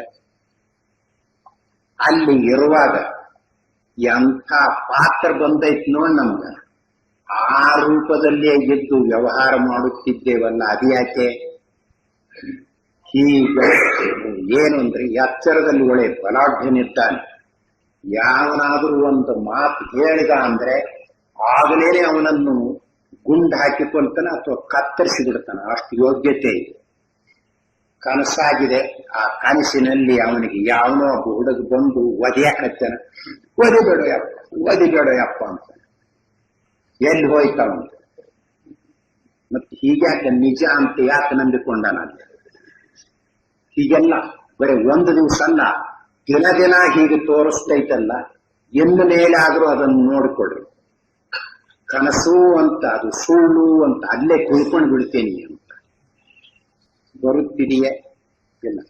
ಹೀಗೆ ತಂದು ಇಡ್ತಕ್ಕೆಲ್ಲ ಯಾವ ಯಕ್ಷಿಣಿ, ಆ ಯಕ್ಷಿಣಿ ಮಾಡ್ತಾ ಇದ್ದಾರಲ್ಲ, ಏನೇನು ತೋರಿಸ್ತಾ ಇದ್ದಾರಲ್ಲ, ಈ ರೂಪದಲ್ಲೆಲ್ಲ ದಿನ ದಿನ ತೋರಿಸ್ತಕ್ಕೆಲ್ಲ ಈ ಯಾವ ಯಕ್ಷಿಣಿ ಅದಿದು? ನಾವು ಎಂದೆಂದಿಗೂ ನೆನೆಸಿಕೊಳ್ಳಲಾಗದಂತ, ಎಚ್ಚರದಲ್ಲಿ ಎಂದಿಗೂ ನೋಡಲಾಗದಂತ ನೋಟಗಳನ್ನು ಆ ಕನಸಿನಲ್ಲಿ ನಮ್ಮ ಮುಂದೆ ತಂದಿಡುವವರು ಯಾರು? ಎಚ್ಚರದಲ್ಲಿ ಎಂದೆಂದೂ ಕಂಡಿಲ್ಲ ಅಂಥದ್ದನ್ನು ಕನಸಿನಲ್ಲಿ ನಾವು ನೋಡ್ತಾ ಇದ್ದೇವೆ. ಏನ್ ನೋಡ್ತೀವಿ ಅಂದ್ರೆ, ನಾವೇ ಸತ್ತಿರ್ತೀವಿ, ನಮ್ಮನ್ನ ಹೊತ್ತುಕೊಂಡು ಹೋಗುವುದು ನಾವೇ ನೋಡ್ತಿರ್ತೀವಿ. ಎಚ್ಚರದಲ್ಲಿ ಎಂದು ನೋಡಿರಪ್ಪ ಸತ್ತು ನೋಡುದು ಎಲ್ಲ. ಅಷ್ಟೇ ಅಲ್ಲ, ತನ್ನ ಕತ್ತನ್ನು ಕತ್ತರಿಸಿಕೊಂಡು ತೊಡೆ ಮೇಲಿಟ್ಟುಕೊಂಡು ಹೇನುಗಳನ್ನು ಕುಕ್ಕುವ ಕನಸು ಕಂಡಿದ್ದಾನೆ. ಎಚ್ಚರದಲ್ಲಿ ಎಂದಾದ್ರೂ ಕಂಡೀರ? ಮತ್ತೆ ಇಂಥದ್ದು ಎಚ್ಚರದ ವಾಸನೆಯಿಂದ ಕನಸಾಗುತ್ತಿದೆ ಅಂತ ಹೇಳಿದ್ರೆ ಎಂದು ಕಂಡೇ ಇಲ್ಲ. ಮತ್ತೆ ಇದೆಲ್ಲ ಎಲ್ಲಿಂದ ಬಂತು? ಯಾರು ತಂದಿಡ್ತಾರೆ ನಮಗ? ಹೀಗಿಟ್ಟುಕೊಂಡು ಈ ನಾಟಕ ರಂಗದೊಳಗೆ ನಾವೇಕೆ ನಮಗೂ ತಿಳಿಯದೆಯೇ ಪಾತ್ರವನ್ನು ವಹಿಸಿ ಬಿಡುವೆವು? ಹೀಗಾಗಿದೆಯಲ್ಲ, ನಮಗೂ ಗೊತ್ತಾಗದನ ಇದರಲ್ಲಿ ಭಾಗವಹಿಸ್ತಾ ಇದ್ದೇವಲ್ಲ. ಕನಸಿನಲ್ಲಿ ಎಚ್ಚರದಲ್ಲಿ ಒಳ್ಳೆ ಜಾಣರಿದ್ದೇವೆ, ಗೊತ್ತಾಗದೆ ಆ ಕನಸು ಬಂದಾಗ ಅದಕ್ಕೆ ಒಳಗಾಗಿ ವ್ಯವಹಾರ ಮಾಡ್ತಾ ಇದ್ದೇವಲ್ಲ. ಹೀಗಾಗುತ್ತಿದೆ. ಯಾಕೆ ಹೀಗೆ ತೋರ್ತೈತಿ? ಆದ್ದರಿಂದಲೇ ನೋಡು, ಕನಸಿನ ವಿಷಯದಲ್ಲಿ ವಿಚಾರ ಮಾಡುವುದು ಇದ್ದುಕೊಂಡು ನಾವು ಹಾಗೆ ಈ ಅಕ್ಷರ ದೃಷ್ಟಿ ನೋಡಿದ್ರೆ ಏನಕ್ಕೆ ಕಾಣಿಸ್ತದೆ, ಸುಳ್ಳು ಸುಳ್ಳು ಏನೇನು ತೋರ್ಕೊಳ್ಳುತ್ತ ಅಂತ ಇಷ್ಟು ಹೇಳಿದ್ರೆ ಮುಗಿಯುತ್ತಿದೆಯಾ? ಮುಗಿಯುವುದಿಲ್ಲ. ಇಲ್ಲಿ ಒಳ್ಳೆ ಧೈರ್ಯವಾಗಿದ್ದುಕೊಂಡಿದ್ದಾನೆ, ಕನಸಿನಲ್ಲಿ ಯಾವುದೋ ಬಂದು ಆಡಿಕೊಂಡಾಗ ಚಿಟ್ನ ಚೀರ್ತಾ ಇದ್ದಾನೆ. ಈ ಅಕ್ಷರದಲ್ಲಿ ಸಹಿತ ಜ್ವರ ಬರ್ತಾವ ಅವನಿಗೆ ಹೆದರಿಕೊಂಡು, ಕನಸಿನಲ್ಲಿ ಹೆದರಿಕೊಂಡು ಈ ಅಕ್ಷರದಲ್ಲಿ ಜ್ವರ ಬರ್ತದೆ. ಹೀಗೆಲ್ಲ ಆದ್ದರಿಂದಲೇ ವಿಚಾರ ಮಾಡುವ ವಿಷಯ 3 ಅವಸ್ಥೆಗಳಲ್ಲಿಯೂ ಇದ್ದುಕೊಂಡಿದೆ. ಬರೇ ಒಂದೇ ಅವಸ್ಥೆಯನ್ನು ನೋಡಿದರೆ ಸಾಕಾಗುವುದಿಲ್ಲ, 3 ಅವಸ್ಥೆಗಳನ್ನು ಸಮಾನ ದೃಷ್ಟಿಯಿಂದ ನೋಡಬೇಕು. 3 ಅವಸ್ಥೆಗಳಲ್ಲಿ ವಿಚಾರ ಮಾಡುವ ವಿಷಯಗಳು